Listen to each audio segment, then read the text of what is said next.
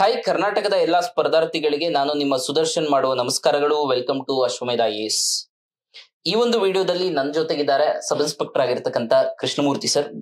ಇವರು ಕರ್ನಾಟಕದ ಸ್ಪರ್ಧಾರ್ಥಿಗಳ ಮನೆಗಳಲ್ಲಿ PSI ಕಿಟ್ಟಿ ಎಂದೇ ಹೆಸರು ಮಾಡಿರ್ತಕ್ಕಂಥವ್ರು. ಈ ವಿಡಿಯೋದಲ್ಲಿ ಅವರ ಪ್ರಿಪರೇಷನ್ ಜರ್ನಿ ಹಾಗೂ ಸಬ್ ಇನ್ಸ್ಪೆಕ್ಟರ್ ಆಗ್ಬೇಕು ಅಂತ ಹೇಳಿದ್ರೆ ಆ ಪ್ರಿಪರೇಷನ್ ಸ್ಟ್ರಾಟಜೀಸ್ ಹಾಗೂ ಅವರ ಕಾರ್ಯವೈಖರಿಗಳು ಹಾಗೂ ಅವರ ಜಾಬ್ ಪ್ರೊಫೆಷನ್ ಹಾಗೂ ಆ ಫ್ಯಾಮಿಲಿ ಲೈಫ್ ನ ಹೇಗ್ ಮ್ಯಾನೇಜ್ ಮಾಡ್ತಾರೆ ಅದೆಲ್ಲವನ್ನ ನೋಡ್ತಾ ಬರೋಣ. ಸರ್, ಕಾರ್ಯಕ್ರಮಕ್ಕೆ ಸ್ವಾಗತ. Thank you Sudarshan, thank you so much. Sir, ಮೊದಲನೇದಾಗಿ ನನ್ನ ಪ್ರಶ್ನೆ, ನಿಮ್ ಬಗ್ಗೆ ಇಂಟ್ರೊಡಕ್ಷನ್ ಕೊಡ್ತಕ್ಕಂತ ಯಾವ ಅವಶ್ಯಕತೆ ಇಲ್ಲ. ಕರ್ನಾಟಕದ ಎಲ್ಲಾ ಸ್ಪರ್ಧಾರ್ಥಿಗಳಿಗೆ ನೀವು ಆಲ್ರೆಡಿ ನೋನ್ ಪರ್ಸನಾಲಿಟಿ. ನೀವು ಸಬ್ ಇನ್ಸ್ಪೆಕ್ಟರ್ ಆದ್ರಿ, ಎಲ್ಲಿಂದ ಸರ್ ಅದು motivation? Why did you wanted to become a sub inspector? ಯಾಕೆ ಈ ಪೊಲೀಸ್ ಜಾಬ್ನೇ ಚೂಸ್ ಮಾಡ್ಕೋಬೇಕು ಅಂತಕ್ಕಂತ ಒಂದು ಆಸೆ ನಿಮ್ಮಲ್ಲಿ ಬಂತು? ದ ಫಸ್ಟ್ ಸ್ಪಾರ್ಕ್ ಎಲ್ಲಿಂದ ಬಂತು ಸರ್? ಫಸ್ಟ್ ಸ್ಪಾರ್ಕ್ ಅಂದ್ರೆ ಸರ್, ನಾನು PUC ಓದ್ತಾ ಇದ್ದಾಗ ನಾನು NCC ಅಲ್ಲಿ ನಾನು ಸೇರ್ಕೊಂಡೆ. NCC ಅಲ್ಲಿ ಮಾಡ್ಬೇಕಾದ್ರೆ ಮೊದಲೇ ನಾನು ಕಾಕಿ ಯೂನಿಫಾರ್ಮ್ ಹಾಕೊಂತಿದ್ವಲ್ಲ, ಆರ್ಮಿಗೆ ಸೇರ್ಬೇಕು ಅಂತ ತುಂಬಾ ಇಂಟ್ರೆಸ್ಟ್ ಇತ್ತು. ಬಟ್ ಆರ್ಮಿಗೆ ಸೇರಕ್ ಆಗ್ಲಿಲ್ಲ. ಅನ್ಫಾರ್ಚುನೇಟ್ಲಿ ಆರ್ಮಿಗೂ ಟ್ರೈ ಮಾಡಿದೆ, ಬಟ್ ಆಗ್ಲಿಲ್ಲ. ಆಮೇಲೆ ಏನ್ ಮಾಡಿದ್ವಿ, NCC B ಸರ್ಟಿಫಿಕೇಟ್ ಮಾಡಿ ಆರ್ಮಿ ಅಟ್ಯಾಚ್ಮೆಂಟ್ ಕ್ಯಾಂಪ್ಗಳೆಲ್ಲ ಮಾಡಿದ್ವಿ. ಅದೊಂದು ಇತ್ತು, ಅಂದ್ರೆ ಯೂನಿಫಾರ್ಮ್ ಹಾಕೊಂಡ್ರೆ ಒಂಥರ ಡಿಫ್ರೆಂಟ್ ಆಗಿ ನೋಡ್ತಾರೆ. ಈಗ ನಾವು NCC ಡ್ರೆಸ್ ಹಾಕೊಂಡು ನೋಡ್ಬೇಕಾದ್ರೆ ಬೇರೆ ಸ್ಟೂಡೆಂಟ್ಸ್ ಎಲ್ಲ ನಮ್ಮನ್ನೇ ನೋಡೋರು. ಆ ಕ್ಯಾಪ್ ಒಂಥರ ನಾವು ಒಂಥರ ಡಿಫ್ರೆಂಟ್ ಆಗಿ ನಿಂತ್ಕೋಬೇಕು, ಆ ಒಂದು ನಮ್ಮನ್ನೆಲ್ಲ ಅಬ್ಸರ್ವ್ ಮಾಡ್ತಿರೋರು, ಆ ತರ ಒಂದು ಅಟೆನ್ಷನ್ ಇದಾಗ್ತಿತ್ತು. ಹಾಗಾಗಿ ಅದು ಯೂನಿಫಾರ್ಮ್ ಸರ್ವಿಸ್ ಮೇಲೆ ತುಂಬಾ ಅವಾಗ್ಲಿಂದ ಆಸೆ ಬಂತು. ಆಮೇಲೆ ಇನ್ನೊಂದು ಕಾರಣ ಏನಂದ್ರೆ, ನಮ್ಮ ಮನೆಗಳಲ್ಲಿ ಅಥವಾ ನಮ್ಮ ಫ್ಯಾಮಿಲಿಲಿ ಯಾರೂ ಸಹ ಒಬ್ರು ಪೊಲೀಸ್ ಇರ್ಲಿಲ್ಲ. ನಮ್ಮ ತಾಯಿ ಟೀಚರ್ ಬಿಟ್ರೆ ನಮ್ ಯಾರು ಗೌರ್ಮೆಂಟ್ ಎಂಪ್ಲಾಯ್ಸ್ ಇರ್ಲಿಲ್ಲ. ಹಂಗಾಗಿ ನಮ್ಮ ತಾಯಿ ಫಸ್ಟ್ ಜನರೇಷನ್ ಈ ಎಜುಕೇಶನ್ ನಲ್ಲಿ ಬಂದಿದ್ದು. ಹಾಗಾಗಿ ಅವರು ಆ ಸೆಕೆಂಡ್ ನಮ್ದು ಏನು ಜಾಬ್ ಸಿಕ್ತಲ್ಲ, ಅಂದ್ರೆ PSI ಆಯ್ತಲ್ಲ, ಹಾಗಾಗಿ ಅದ್ರ ಮೇಲೆ ತುಂಬಾ ಇದಿತ್ತು, ಅಂದ್ರೆ ಇಂಟ್ರೆಸ್ಟ್ ಇತ್ತು. ಯೂನಿಫಾರ್ಮ್ ಹಾಕೋಬೇಕು ಅನ್ನೋ ಒಂದು ಕ್ರೇಜ್ ಇತ್ತು. ಆರ್ಮಿಗೆ ಹೋಗ್ಬೇಕು, ಯಾವ್ದೋ ಒಂದು ಲೈಕ್ PSI ಅಂತಲ್ಲ, ಆರ್ಮಿ ಆಗಿರ್ಬೋದು, ಏನಾದ್ರು ಯೂನಿಫಾರ್ಮ್ ಸರ್ವಿಸ್ ಬಗ್ಗೆ ಸ್ವಲ್ಪ ಅವಾಗ್ಲಿಂದ ಕ್ರೇಜ್ ಒಂಚೂರು ಇತ್ತು ಅವಾಗ್ಲಿಂದ. ಸೊ ಯೂನಿಫಾರ್ಮ್ ಆ ಒಂದು ಕ್ರೇಜ್ಗೋಸ್ಕರ ಸರ್ ಸಬ್ ಇನ್ಸ್ಪೆಕ್ಟರ್ ಆಗ್ತಕ್ಕಂತ ಒಂದು ಆಯ್ಕೆಯನ್ನ ಚೂಸ್ ಮಾಡಿದ್ದಾರೆ. ಸರ್, ಜಾಬ್ ಸ್ಯಾಟಿಸ್ಫ್ಯಾಕ್ಷನ್ ಇದೆಯಾ? ಬಿಕಾಸ್ ಸಬ್ ಇನ್ಸ್ಪೆಕ್ಟರ್ ಅಂದಿದ ತಕ್ಷಣನೇ ನಾನು ನನ್ನ ಸ್ನೇಹಿತರ ಜೊತೆ ನೋಡಿರೋದು ಎಲ್ಲ ನೋಡಿದಾಗ 24x7 ಸರ್. ನಿಮ್ ಮೊಬೈಲ್ ಫೋನ್ ಯಾವತ್ತೂ ಸ್ವಿಚ್ ಆಫ್ ಆಗುವ ಹಾಗೆ ಇಲ್ಲ. ಜೊತೆಗೆ ಫ್ಯಾಮಿಲಿ ಟೈಮು, ಜಾಬ್ ಮ್ಯಾನೇಜ್ ಮಾಡಕ್ ಆಗುತ್ತಾ sir? Are you happy with this? ಈಗ ಯೂನಿಫಾರ್ಮ್ ಅಂತ ಹೇಳಿ ಜಾಬ್ ಚೂಸ್ ಮಾಡಿದ್ರಿ, ಖುಷಿ ಕೊಡ್ತಿದ್ಯಾ ಕೆಲಸ? ಒಂದು ಫ್ಯಾಮಿಲಿ ಲೈಫ್ ಬ್ಯಾಲೆನ್ಸ್ ಆಗ್ತಿದ್ಯಾ? ಬಿಕಾಸ್ 24/7 ನೀವು ಸಂಡೇಸ್ ಕೂಡ ವರ್ಕ್ ಮಾಡ್ತಾ ಇರ್ತೀರ. ಹೇಗ್ ಮ್ಯಾನೇಜ್ ಮಾಡ್ತಾ ಇದೀರಾ ಸರ್ ಎಲ್ಲ? ಸರ್, ಸ್ಯಾಟಿಸ್ಫ್ಯಾಕ್ಷನ್ ಅನ್ನೋದು ಯಾವ ಜಾಬ್ ಹೋದ್ರು ಸ್ಯಾಟಿಸ್ಫ್ಯಾಕ್ಷನ್ ಇರಲ್ಲ. ಒಂದು ಮೆರಿಟ್ ಡಿಮೆರಿಟ್ಸ್ ಇದ್ದೇ ಇರ್ತವೆ. ಈಗ ನಾನು ಮೊದಲು ಇದಕ್ಕಿಂತ ಮುಂಚೆ ಹೈಸ್ಕೂಲ್ ಟೀಚರ್ ಆಗಿದ್ದೆ. ಅವಾಗ ನಮ್ಗೆ ಹೈಸ್ಕೂಲ್ ಟೀಚರ್ ಇದ್ದಾಗ ನಮ್ದು ಒಂದು ಬೌಂಡ್ರಿ ಚಿಕ್ಕದಿರುತ್ತೆ. ಅಂದ್ರೆ ಸ್ಕೂಲು, ಹುಡುಗರು, ಎಕ್ಸಾಮ್ಸು, ರಿಸಲ್ಟ್ಸ್ ಇಷ್ಟೇ ಇರುತ್ತೆ. ಆದ್ರೆ ಈಗ ರೆಕಗ್ನೇಷನ್ ಇರಲ್ಲ.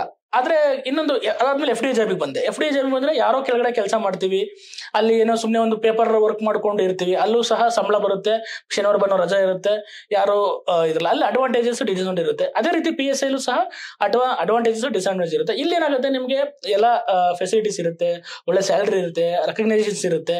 ಅದೇ ರೀತಿ ಟೈಮ್ ಸಹ ಕಮ್ಮಿ ಇರುತ್ತೆ. ಹಾಗಾಗಿ ಎಲ್ಲಾದ್ರಲ್ಲೂ ಎಲ್ಲಾ ಜಾಬಲ್ಲೂ ವರ್ಕ್ ಅಲ್ಲಿ ಅಡ್ವಾಂಟೇಜ್ ಡಿಸ್ಅಡ್ವಾಂಟೇಜ್ ಇರುತ್ತೆ. ಈ ಪೊಲೀಸ್ ಜಾಬಲ್ಲೂ ಸಹ ಅದೇ ರೀತಿ ಅಡ್ವಾಂಟೇಜ್ ಡಿಸ್ಅಡ್ವಾಂಟೇಜ್ ಇದೆ. ಅಂದ್ರೆ ಲೈಕ್ ಏನಂದ್ರೆ, ನಾವು ಯಾವ ಜಾಬ್ ಅಲ್ಲಿ ಇದೀವಿ ಅದರಲ್ಲಿ ಸ್ಯಾಟಿಸ್ಫ್ಯಾಕ್ಷನ್ ಪಡ್ಕೋಬೇಕು. ಈಗ ನಾವು ಇದನ್ನ ನಾವೇ ಚೂಸ್ ಮಾಡ್ಕೊಂಡು ಬಂದಿರೋದು, ಯಾರು ನಿನ್ನ ಹೋಗಿ ಅಂತ ಫೋರ್ಸಿಬಲಿ ಕಳಿಸಿರೋದಿಲ್ಲ. ನಾವೇ ಚೂಸ್ ಮಾಡ್ಕೊಂಡು ನಾವು ಇದ್ರಲ್ಲಿ ಇರಬೇಕು ಅಂತ ಚೂಸ್ ಮಾಡ್ಕೊಂಡು ಬಂದಿರೋದ್ರಿಂದ ನಾವು ಸ್ಯಾಟಿಸ್ಫ್ಯಾಕ್ಷನ್ ನಾವೇ ಪಡ್ಕೋಬೇಕು. ಕೆಲವು ಸತಿ ಫ್ರಸ್ಟ್ರೇಷನ್ ಆಗುತ್ತೆ, ಜಾಬ್ ಒತ್ತಡ. ಮತ್ತೆ ಈಗ ನೋಡಿ, ಈಗ ಎಕ್ಸಾಂಪಲ್ 12 ಗಂಟೆ ಡ್ಯೂಟಿ, ನೈಟ್ 12 ಗಂಟೆ ಡ್ಯೂಟಿ ಮಾಡ್ತಿರ್ತೀವಿ. ಅದು ಗಣಪತಿ ಬಂದೋಬಸ್ತಲ್ಲಿ 12 ಗಂಟೆ ಡ್ಯೂಟಿ ಮಾಡ್ತಾ ಇರ್ತೀವಿ. ಅವರೆಲ್ಲ ಆರಾಮಾಗಿ ಎಂಜಾಯ್ ಮಾಡ್ತಿರ್ತಾರೆ, ನಾವು ಸುಮ್ಮನೆ ನೋಡ್ಕೊಂಡು ನಿಂತಿರ್ತೀವಿ. ಅವಾಗ ಅನ್ಸುತ್ತೆ, ಸೊ ಏನ್ ಬೇಕಿತ್ತೇನಪ್ಪ ನಮ್ಗೆ ಅನ್ಸುತ್ತೆ. ಬಟ್ ಆದ್ರೆ ನಾವು ಅದನ್ನ ನಾವೇ ರೂಢಿಗತವಾಗಿ ಮಾಡ್ಕೊಂಡು ಬಂದಿರೋದ್ರಿಂದ ಅದನ್ನ ಆ ಜಾಬ್ನ ಎಂಜಾಯ್ ಮಾಡ್ಕೊಂಡು, ಆ ಒಂದು ಎನ್ವೈರನ್ಮೆಂಟ್ ನ ಎಂಜಾಯ್ ಮಾಡ್ಕೊಂಡಿದ್ರೆ ನಮ್ಗೆ ಖುಷಿ ಇರುತ್ತೆ. ನಾವ್ ಯಾವ ಪ್ಲೇಸ್ ಅಲ್ಲಿ ಇರ್ತೀವಿ ಅದನ್ನ ಎಂಜಾಯ್ಮೆಂಟ್ ತಗೋಬೇಕು. ಸೊ ಲೈಕ್ 24/7 ಇದ್ರೂ ಸಹ ಆ ಫ್ಯಾಮಿಲಿ ಸಪೋರ್ಟ್ ಜೊತೆಗೆ ನೀವು ಮಾಡ್ತಕ್ಕಂತ ಕೆಲಸದಲ್ಲಿ ತೃಪ್ತಿ. ಫ್ಯಾಮಿಲಿ ಸಪೋರ್ಟ್ ತುಂಬಾ ಇಂಪಾರ್ಟೆಂಟ್. ಈಗ ಯಾಕೆಂತಂದ್ರೆ, ಈಗ ನಮ್ಮ ವೈಫ್ ಇರೋದು, ನಾನು ನಮ್ಮ ಮಗಳು ವೈಫ್ ಇರೋದು. ನನಗೆ 12 ಗಂಟೆ ಹೋದ್ರು ನೈಟ್ ಮನೇಲಿ ಯಾರು ಇರಲ್ಲ, ನೋಡ್ಕೋಬೇಕಾಗತ್ತೆ. ಆ ಫ್ಯಾಮಿಲಿ ಅನ್ನೋದು ತುಂಬಾ ಇಂಪಾರ್ಟೆಂಟ್ ಆಗುತ್ತೆ. ಅವರು ಎಷ್ಟು ನಮಗೆ ಸಪೋರ್ಟ್ ಕೊಡ್ತಾರೆ, ನಾವು ಇಲ್ಲಿ ಹೊರಗಡೆ ಕೆಲಸ ಮಾಡಕ್ ತುಂಬಾ ಅಷ್ಟು ಹ್ಯಾಪಿ ಆಗಿರ್ತೀವಿ. ಮನೇಲಿ ಏನಾದ್ರು ನಿಮ್ಗೆ ಫ್ಯಾಮಿಲಿ ಏನಾದ್ರು ಕರೆಕ್ಟ್ ಅಡ್ಜಸ್ಟ್ಮೆಂಟ್ ಅಥವಾ ಅವ್ರ ಕರೆಕ್ಟ್ ಸಪೋರ್ಟ್ ಕೊಡ್ಲಿಲ್ಲ ಅಂತಂದ್ರೆ ಈ ವರ್ಕ್ ಮಾಡೋದು ತುಂಬಾ ಕಷ್ಟ ಆಗುತ್ತೆ. So family support is very very important. 24/7 work ಇತ್ತು ಅಂತ ಹೇಳಿದ್ರು ಬ್ಯಾಲೆನ್ಸ್ ಮಾಡ್ಕೊಂಡು ಫ್ಯಾಮಿಲಿ ಸಪೋರ್ಟ್ ಸಿಕ್ತ ಅಂತ ಹೇಳಿದ್ರೆ ಇವ್ರ happy with your profession. Sir, ಇನ್ನೊಂದು ಕಾಡುವಂತ ಪ್ರಶ್ನೆ ಏನಂತ ಹೇಳಿದ್ರೆ, ರೀಸೆಂಟ್ಲಿ ನಾನು ಕೆಲವೊಂದು ಇಂಟರ್ವ್ಯೂಸ್ ನ ನೋಡ್ತಾ ಇದ್ದೆ. ಸೊ ಅದರಲ್ಲಿ ಫೇಮಸ್ ಪರ್ಸನಾಲಿಟೀಸ್ ಅಥವಾ ಗುಜರಾತ್ ಅಲ್ಲೂ ಸಹ ಒಂದು ಸೇಯಿಂಗ್ ಇದೆ, 24/7 ವರ್ಕ್, ಫ್ಯಾಮಿಲಿ ಪ್ರೆಷರ್ ಎಲ್ಲ ಮ್ಯಾನೇಜ್ ಮಾಡ್ತಾ ಇರ್ತೀರ. Government job is for poor people. ಅಂದ್ರೆ ಸರ್ಕಾರಿ ಉದ್ಯೋಗ ಆತ್ಮಹತ್ಯೆಗೆ ಸಮಾನ ಅಂತಕ್ಕಂತ ಒಂದು ಕೇಳ್ದಂತ ನಾವು ನೋಡಿದ್ವಿ ಇಂಟರ್ವ್ಯೂ ಎಲ್ಲ. ಸೊ ಹಾಗಾಗಿ ಹೆಂಗೆ, how do you define this sir? ಈ ಸ್ಟೇಟ್ಮೆಂಟ್ ನ ಅಕ್ಸೆಪ್ಟ್ ಮಾಡ್ತೀರಾ ನೀವು, ಅಥವಾ ಬೇರೆ ನಿಮ್ದೇನಾದ್ರೂ ಒಂದು ಸೇಯಿಂಗ್ ಇದೆಯಾ ಸರ್ ಇದಕ್ಕೆ? ಇದು ಆತ್ಮಹತ್ಯೆಗೆ ಸಮಾನ ಅನ್ನೋದು ಅವರವರ ವೈಯಕ್ತಿಕ ಒಂದು ಅಭಿಪ್ರಾಯಗಳಿಂದ ಅವರು ವ್ಯಕ್ತಪಡಿಸಿರ್ತಾರೆ. ಅದು ಎಲ್ಲರ ಒಪಿನಿಯನ್ ಅಲ್ಲ, ಅದು ಅವ್ರ ಒಪಿನಿಯನ್. ಆತ್ಮಹತ್ಯೆಗೆ ಸಮಾನ ಸರ್ಕಾರಿ ನೌಕರಿ ಅನ್ನೋದು, ಆತ್ಮಹತ್ಯೆ ಸಮಾನ ಅನ್ನೋದು ಅವ್ರ ಒಪಿನಿಯನ್. ನನ್ನ ಒಪಿನಿಯನ್ ಕೇಳೋದಾದ್ರೆ, ಯಾಕೆಂತಂದ್ರೆ ನಿಮ್ಗೆ ಈಗ ಏನು ಇನ್ವೆಸ್ಟ್ಮೆಂಟ್ ಇಲ್ಲ, ನೀವು ಒಂದಷ್ಟು ನಿಮ್ಮ ಬುದ್ಧಿಶಕ್ತಿ ಅಥವಾ ನಿಮ್ಮ ಹತ್ರ ಏನಾದ್ರು ಎಕ್ಸಾಮ್ ಕ್ಲಿಯರ್ ಮಾಡೋ ಟ್ಯಾಲೆಂಟ್ ಇತ್ತು ಅಂತಂದ್ರೆ ನೀವು UPSC ವರ್ಗು ಬೇಕಾದ್ರೆ ನೀವು ಎಕ್ಸಾಮ್ಸ್ ನ ಕ್ಲಿಯರ್ ಮಾಡ್ಬೋದು, PEC ಇಂದ UPSC ಕ್ಲಿಯರ್ ಮಾಡ್ಬೋದು. ಆಮೇಲೆ ಯಾವುದೇ ತರದ್ದು ನಿಮ್ಗೆ ಇಲ್ಲಿ ಇನ್ವೆಸ್ಟ್ಮೆಂಟ್ ಲಕ್ಷಾಂತರ ರೂಪಾಯಿ ಇನ್ವೆಸ್ಟ್ಮೆಂಟ್ ಯಾವುದೋ ಒಂದು ಮಾಡೋ ಅವಶ್ಯಕತೆ ಇಲ್ಲ. ಒಂದು 3 to 4 months ಅಥವಾ 1 year ಅಂದ್ಕೊಳ್ಳಿ, ಚೆನ್ನಾಗಿ ಪ್ರಿಪರೇಷನ್ ಮಾಡಿ ಎಕ್ಸಾಮ್ಸ್ ಕ್ರ್ಯಾಕ್ ಮಾಡಿದ್ರೆ ನೀವು 60 ವರ್ಷ ನೀವು ಸುಖವಾಗಿರ್ತೀರ. ಮಿಡಲ್ ಕ್ಲಾಸ್ ಫ್ಯಾಮಿಲಿ ಜನ ಏನೇ ಯೂಸ್ ಮಾಡ್ತಾರೆ, ಒಂದು ಪರ್ಮನೆಂಟ್ ಜಾಬ್ ಬೇಕಪ್ಪ. ಈಗ ನಮ್ಮ ಅಮ್ಮನೂ ಮಿಡಲ್ ಕ್ಲಾಸ್ ಫ್ಯಾಮಿಲಿಯಿಂದ ಬಂದವರು, ನಮ್ಮ ತಾಯಿ ಟೀಚರ್ ಆಗಿರೋದ್ರಿಂದ ನನಗೆ ಹೇಳಿದ್ರೆ, ನಮ್ಮ ಅಪ್ಪ ಯಾವ್ದೋ ಒಂದು ಗೌರ್ಮೆಂಟ್ ಹೇಳ್ತಾಳಪ್ಪ, ಆರಾಮ್ಸೆ ಇರ್ತೀಯ 60 ವರ್ಷ, ಏನ್ ಸಮಸ್ಯೆ ಇಲ್ಲ, ಬೇರೆ ಏನು ಲಾಸ್ ಅನ್ನೋದಿಲ್ಲ, ಏನ್ ಬಿಸ್ನೆಸ್ ತರ ಅದ್ರಿಗೆ ಲಾಸ್ ಮಾಡೋಕು ವರ್ಕ್ ಮಾಡೋ ಅಲ್ಲೂ ಪ್ರೆಷರ್ಸ್ ಇರುತ್ತೆ. 24/7 ಅವ್ರು ವರ್ಕ್ ಮಾಡಿದ್ರೆ ಬಿಸ್ನೆಸ್ ಆಗೋದು ಅಲ್ವಾ. ಗೌರ್ಮೆಂಟ್ ನೌಕರಿನೂ ಹಂಗೇನೆ. ಅಂದ್ರೆ ಒಂದ್ಸತಿ ಕೆಲಸ ತಗೊಂಡ್ಮೇಲೆ ಆರಾಮ್ಸೆ ಇರಬೇಕು ಅನ್ನೋರು ಅಥವಾ ಮತ್ತೆ ನಿನಗೆ ಏನೋ ಸ್ವಲ್ಪ ಯಾವ್ದೋ ತರ ಬ್ಯಾಕ್ ಗ್ರೌಂಡ್ ಇಲ್ಲ, ನಾನೊಂದು ಮಿಡಲ್ ಕ್ಲಾಸ್ ಫ್ಯಾಮಿಲಿ ಇದ್ದೀನಿ, ನಂಗೆ ಅಷ್ಟೊಂದು ಇನ್ವೆಸ್ಟ್ಮೆಂಟ್ ಇಲ್ಲ ಅನ್ನೋರು ಎಲ್ಲರೂ ಗೌರ್ಮೆಂಟ್ ಜಾಬ್ ಬರ್ತಾರೆ. ಎಲ್ಲರಿಗೂ ಒಂದು ಜಾಬ್ ಸೆಕ್ಯೂರಿಟಿ ಬೇಕಲ್ಲ. ಈಗ ನೀವು ಪ್ರೈವೇಟ್ ಹೋದ್ರು ಜಾಬ್ ಸೆಕ್ಯೂರಿಟಿ ಇಲ್ಲ ಅಂತಲೇ ತಾನೇ ನಾವು ಗೌರ್ಮೆಂಟ್ ಜಾಬಿಗೆ ಬರೋದು. ಅದಕ್ಕೋಸ್ಕರ ಜಾಬ್ ಸೆಕ್ಯೂರಿಟಿಗೋಸ್ಕರ ಒಂದು ಇರುತ್ತೆ, ಮತ್ತೆ ಪರ್ಮನೆಂಟ್ ಇನ್ಕಮ್ ಬರ್ತಾ ಇರುತ್ತೆ. ನೀವು ತಿಂಗಳ ಕೆಲಸ ಮಾಡಿದ್ರೆ ಆರಾಮ್ಸೆ ಬರುತ್ತೆ. ಯಾರು ನಿಮ್ಮನ್ನ ಮಧ್ಯದಲ್ಲಿ ಹೋಗು, ನಿನ್ ಜಾಬ್ ಇಲ್ಲ, ನಾಳೆ ಈಗ IT ಕಂಪ್ನಿ ಎಷ್ಟು 40 ಲಕ್ಷ 50 ಲಕ್ಷ ಸ್ಯಾಲರಿ ತಗೊಂತಿದ್ರು, ಏನೋ ವೇ ಆಫ್ ಆಯ್ತು ಅಂತಂದ್ರೆ ನೀನು ಹೊರಗಡೆ ಕಳಿಸ್ತಾರೆ. ಈಗ ಎಷ್ಟೋ ಕಂಪ್ನಿಗಳು ವೇ ಆಫ್ ಆಗಿದೆ, ಹೊರಗಡೆ ಬರ್ತಾ ಇದ್ದಾರೆ. ಆದ್ರೆ ನಿಮ್ಮಲ್ಲಿ ವೇ ಆಫ್ ಅನ್ನೋ ಕಾನ್ಸೆಪ್ಟ್ ಇರಲ್ಲ. ನಿಮ್ಗೆ ಏನಿದ್ರು ಸ್ಯಾಲರಿ ಅಂತೂ ಬರುತ್ತೆ, ಒಂದು ಡಿಗ್ನಿಫೈಡ್ ಲೈಫ್ ಆಗಿ ಬದುಕಬಹುದು ಅನ್ನೋ ಒಂದಕ್ಕೆ ಮಿಡಲ್ ಕ್ಲಾಸ್ ಮತ್ತೆ ಬಿಲೋ ಮಿಡಲ್ ಕ್ಲಾಸ್ ಫ್ಯಾಮಿಲಿಗಳು ಏನ್ ಮಾಡ್ತಾರೆ, ಯೂಶಲಿ ಗೌರ್ಮೆಂಟ್ ಕೆಲಸಕ್ಕೆ ಹೋಗಿ ಅಂತ ಜಾಸ್ತಿ ಪ್ರಿಫರೆನ್ಸ್ ಕೊಡ್ತಾರೆ. ಈಗ ಪ್ರೈವೇಟ್ ಸೆಕ್ಟರ್ಸ್ ಅಲ್ಲಿ 4 ಲಕ್ಷ 5 ಲಕ್ಷ ಸ್ಯಾಲರಿ ಇದ್ರೂನು ಅನ್ಸರ್ಟೈನಿಟಿ, ಯಾವಾಗ ಬೇಕಿದ್ರು ಜಾಬ್ ಹೋಗ್ಬೋದು. ಇಲ್ಲಿ on an average fix salary ಇತ್ತು ಅಂತ ಹೇಳಿದ್ರು ಸಹ, ಬಿಕಾಸ್ ಆ ಒಂದು ಸೆಕ್ಯೂರಿಟಿ ಇರುತ್ತೆ. ಟಿಲ್ 60 years ಓಕೆ, ಪರ್ಮನೆಂಟ್ ಆಗಿ ನನ್ ಯಾವುದೇ ತರಹದ ಬೇಸಿಕ್ಸ್ ಗೆ ಕುಂದು ಕೊರತೆ ಇಲ್ಲದೆ ನಾನು ಬದುಕ್ತೀಯೋ, ನಿಂಗೆ BMW ಕಾರ್ ತಗೊಂತೀಯೋ ಅದೆಲ್ಲ ಹೇಳಕ್ಕಾಗಲ್ಲ. ಒಬ್ಬ ಸಾಮಾನ್ಯ ಮನುಷ್ಯ ಒಂದು ಜೀವನ ನಡೆಸೋಕೆ ಎಷ್ಟು ಬೇಕೋ ಅಷ್ಟು ಸ್ಯಾಲರಿ ಬರುತ್ತೆ. ನಾವು ಬದುಕ್ತಾ ಇದೀವಿ. ಈಗ ನಮಗೂ ಹತ್ರ ಈಗ 1 lakh ಸ್ಯಾಲರಿ ಇದೆ. ಇಟ್ಸ್ ಎನಫ್ ಫಾರ್ ಮೀ ನನಗೆ ಅನ್ಸಿದ ಮಟ್ಟಿಗೆ. ಯಾಕೆ ಅಂತಂದ್ರೆ ಈಗ ನನ್ನ ವೈಫು ತುಂಬಾ ಲಕ್ಸುರಿಯಸ್ ಲೈಫ್ ಇಷ್ಟಪಡಲ್ಲ, ಅದಕ್ಕೆ ಅವಳು ಅದೇ ತರ ನನ್ನ ಮೆಂಟಾಲಿಟಿಗೆ ಅಡ್ಜಸ್ಟ್ ಆಗಿದ್ದಾಳೆ. ನಾವು 20,000 ಬಾಡಿಗೆ ಕಟ್ತೀವಿ, ಮಿಕ್ಕಿದ್ದು EMI ಸಣ್ಣ ಪುಟ್ಟ ಮನೆ ಕೆಲಸ ವರ್ಕ್ ಮಾಡ್ಕೊಂಡು ಆರಾಮಿದೆ, ಯಾವ್ದು ಸಾಲ ಮಾಡ್ಕೊಂಡಿಲ್ಲ, ಆರಾಮಾಗಿ ನಮ್ ಬರೋ ಸಂಬಳನ ಖರ್ಚು ಮಾಡ್ತೀವಿ, ಇದ್ರ ಉಳಿಸ್ಕೊಂತೀವಿ, ಆರಾಮ್ಸೆ ಜೀವನ ಮಾಡ್ತೀವಿ, ಹ್ಯಾಪಿ ಆಗಿದ್ದೀವಿ. State of mind. ಹೌದು, 10,000ದಲ್ಲೂ ಖುಷಿ ಆಗಿರ್ಬೋದು, 1 ಲಕ್ಷದಲ್ಲೂ ಖುಷಿ ಆಗಿರ್ಬೋದು, 50 ಲಕ್ಷ ಇದ್ರೂ ಸಹ ಖುಷಿಯಾಗಿ ಇಲ್ಲದೆ ಇರ್ಬೋದು. So happiness is a state of mind ಅಂತ ಹೇಳ್ದಂಗೆ, ಗ್ರೋತ್ ಪ್ರೈವೇಟ್ ಸೆಕ್ಟರ್ ಅಲ್ಲಿ ಜಾಸ್ತಿ ಇದ್ರೂನು ಅಥವಾ ಎಂಟರ್ಪ್ರಿನರ್ಶಿಪ್ ಅಲ್ಲಿ ಜಾಸ್ತಿ ಇದ್ರೂನು ಅದರದೇ ಆದಂತ ರಿಸ್ಕ್ ಗಳಿರ್ತವೆ. ಬಟ್ ಇಲ್ಲಿ ನೀವು stable and secured feel government jobs ಕೊಡುತ್ತೆ. ಈಗ ಇತ್ತೀಚಿನ ದಿನಗಳಲ್ಲಿ ನಿಮಗೆ ಜಾಬ್ ಆಪರ್ಚುನಿಟೀಸ್ ಜಾಸ್ತಿ ಇದೆ, ಹೌದಾನೆ? ಈಗ ಯಾಕಂದ್ರೆ ಈಗ ನೀವು ಹೇಳಿದ್ರೆ 1992 ಆದ್ಮೇಲೆ LPG ಆದ್ಮೇಲೆ ನಿಮ್ಗೆ ಜಾಬ್ ಆಪರ್ಚುನಿಟೀಸ್ ಜಾಸ್ತಿ ಸಿಗ್ತಿದೆ. ಅದಕ್ಕಿಂತ ಮುಂಚೆ ಇರ್ಲಿಲ್ಲ. ಪ್ರೈವೇಟ್ ಸೆಕ್ಟರ್ ಅಲ್ಲೂ ಲಿಮಿಟೆಡ್ ಇತ್ತು, ಅಲ್ಲೂ ಅದು ಇದು ಸ್ವಲ್ಪ ಇನ್ಫ್ಲೂಯೆನ್ಸ್ ಅದು ಇದೆಲ್ಲ ನಡೀತಲೇ ಇತ್ತು. ಈಗ ನಿಮ್ಗೆ ಯಾವುದೇ ತರಹದ ಸೆಕ್ಟರ್ ನಿಂದೇ ಆದ ಓನ್ ಐಡಿಯಾ ಇತ್ತು ಅಂದ್ರೆ ನೀನೇ ಆದ ಒಂದು, ಯಾಕಂದ್ರೆ ಇಂಟರ್ನೆಟ್ ಸಿಕ್ಕಿರೋದ್ರಿಂದ ಅಥವಾ ಈಗಿರೋ ಟೆಕ್ನಾಲಜಿ ಬಂದಿರೋದ್ರಿಂದ ನೀನ್ ಏನ್ ಜಾಬ್ ಬೇಕಾದ್ರೂ ಮಾಡ್ಬೋದು. ಇಲ್ಲಿ ವೈಯಕ್ತಿಕವಾಗಿ ಆತರ ನಿರ್ಧಾರ ತಗೊಂಡು ಹೋಗ್ಬೋದು. ಬಟ್ ಮೊದಲು ಆ ಮೆಂಟಾಲಿಟಿನ ಏನ್ ಮಾಡಿದ್ರೆ, ಮೊದ್ಲಿಂದಲೂ ಏನಾಗಿದೆ ನಮ್ಮ ಈ ಒಂದು ಮಿಡಲ್ ಕ್ಲಾಸ್ ಮೆಂಟಾಲಿಟಿ ಅನ್ನೋದಕ್ಕಿಂತ ಜನಗಳು ಗೌರ್ಮೆಂಟ್ ಜಾಬ್ ಅನ್ನೋದನ್ನ ತಲೆ ತುಂಬಿಟ್ಟಿದ್ರು. ನಮಗೂ ಗೊತ್ತಿರ್ಲಿಲ್ಲ. ಈಗ ಅನ್ಸುತ್ತೆ ನಾನು ಬಿಸ್ನೆಸ್ ಮಾಡಿದ್ರೆ ಇದಕ್ಕಿಂತ ಜಾಸ್ತಿ ಅರ್ನ್ ಮಾಡ್ಬೋದೇನೋ. ಆದ್ರೆ ನಮ್ಮ ತಂದೆ ತಾಯಿಗಳು ಹೇಳಿದ್ರೆ ಒಂದು ಗೌರ್ಮೆಂಟ್ ಕೆಲಸ ಸಾಕಬಹುದು, ನಮ್ಗೆ ಎಕ್ಸ್ಪೋಜರ್ ಇದ್ದಿದೆ ಅಷ್ಟು. ಹಾಗಾಗಿ ಅದಕ್ಕೋಸ್ಕರ ಎಲ್ಲರೂ ಹಳ್ಳಿ ಕಡೆ ಯೂಶಲಿ ಈಗಲೂ ಇದೆ. ಹಳ್ಳಿ ಕಡೆ ನಿಮ್ಗಿನ್ನು ಸಿಟಿ ಕಡೆ ನೀವು ಅನ್ಸೋದು ಇದು ಎಂಟರ್ಪ್ರೈನರ್ ಅದು ಇದು ಬಿಸ್ನೆಸ್ ಅಂತಂದ್ರೆ, ಹಳ್ಳಿ ಕಡೆ ಹೋಗಿ ನೀವೇನಂದ್ರೆ ಯಾವ್ದೋ 20 ಎಕರೆ ಜಮೀನಿದ್ದರು PSI ಆಗಿ ಅಂತಾರೆ, PC ಆಗಿ ಅಂತಾರೆ. ಉತ್ತರ ಕರ್ನಾಟಕದಲ್ಲಿ ಈಗ ಎಷ್ಟು 20 ಅಂದ್ರೆ ಬೆಳಿಬೋದಲ್ಲ, ಅಲ್ಲ ನೀವು ಇದು ಮಾಡ್ಬೋದಲ್ಲ. ಆದ್ರೆ ಯಾಕೆ ಅದನ್ನ ಹೇಳ್ತಾರೆ, some security reason, security. So it will be more secured ಅಂತಕ್ಕಂಥದ್ದು. ಸರ್ ಬಟ್ ಪ್ರೊಬ್ಯಾಬಿಲಿಟಿ ಬಂದ್ವಿ ಅಂತ ಹೇಳಿದ್ರೆ ಈಗ ಒಂದು 3-4 ಲಕ್ಷ ಅಪ್ಲಿಕೇಶನ್ಸ್ ಆಗ್ತಾರೆ, ಅಪ್ರಾಕ್ಸಿಮೇಟ್ಲಿ 10 ಲಕ್ಷ ಜನ. ಇವಾಗ UPSC ತಗೊಂಡ್ವಿ ಅಂದ್ರೆ every year 10 lakh aspirants application ಆಗ್ತಾರೆ. ಕರೆಕ್ಟ್. ಸೆಲೆಕ್ಷನ್ ಆಗೋದು 1000 ಮೆಂಬರ್ಸ್ ಅಷ್ಟೇ. UPSC ಹೋದ್ವಿ ಅಂದ್ರೆ. ಇನ್ನ ನಾವು ಸಬ್ ಇನ್ಸ್ಪೆಕ್ಟರ್ ಬಂದ್ವಿ ಅಂತ ಹೇಳಿದ್ರೆ ಲಾಸ್ಟ್ 2020 ನೋಟಿಫಿಕೇಶನ್ ಆಗಿರೋದು 402 ಪೋಸ್ಟ್ ಒಂದು 545 ಒಂದು. ಸೊ ಅಪ್ರಾಕ್ಸಿಮೇಟ್ಲಿ ಒಂದು 947 ಪೋಸ್ಟ್ಗಳು. ಸೊ ಈಗ 3 ಲಕ್ಷ ಜನ 947 ಜಾಬ್ಸ್ ಗೆ ಫೈಟ್ ಮಾಡ್ತಿರ್ಬೇಕಾದ್ರೆ ಇನ್ನು ಉಳಿದವ್ರು ಏನ್ ಮಾಡ್ಬೇಕು ಸರ್? ಹಂಗಿದ್ರೆ ಇಫ್ ಇನ್ ಕೇಸ್ ಅವ್ರಿಗೆ ಆ ಗವರ್ಮೆಂಟ್ ಜಾಬ್ ಸಿಗ್ಲಿಲ್ಲ ಅಂದ್ರೆ ಏನ್ ಮಾಡೋದು? ಅವ್ರಿಗೆ ಬೇರೆ ಏನಾದ್ರು ಆಪರ್ಚುನಿಟೀಸ್ ನ ಅವರು ಬಿಲ್ಡ್ ಮಾಡ್ಕೋಬೇಕಾ?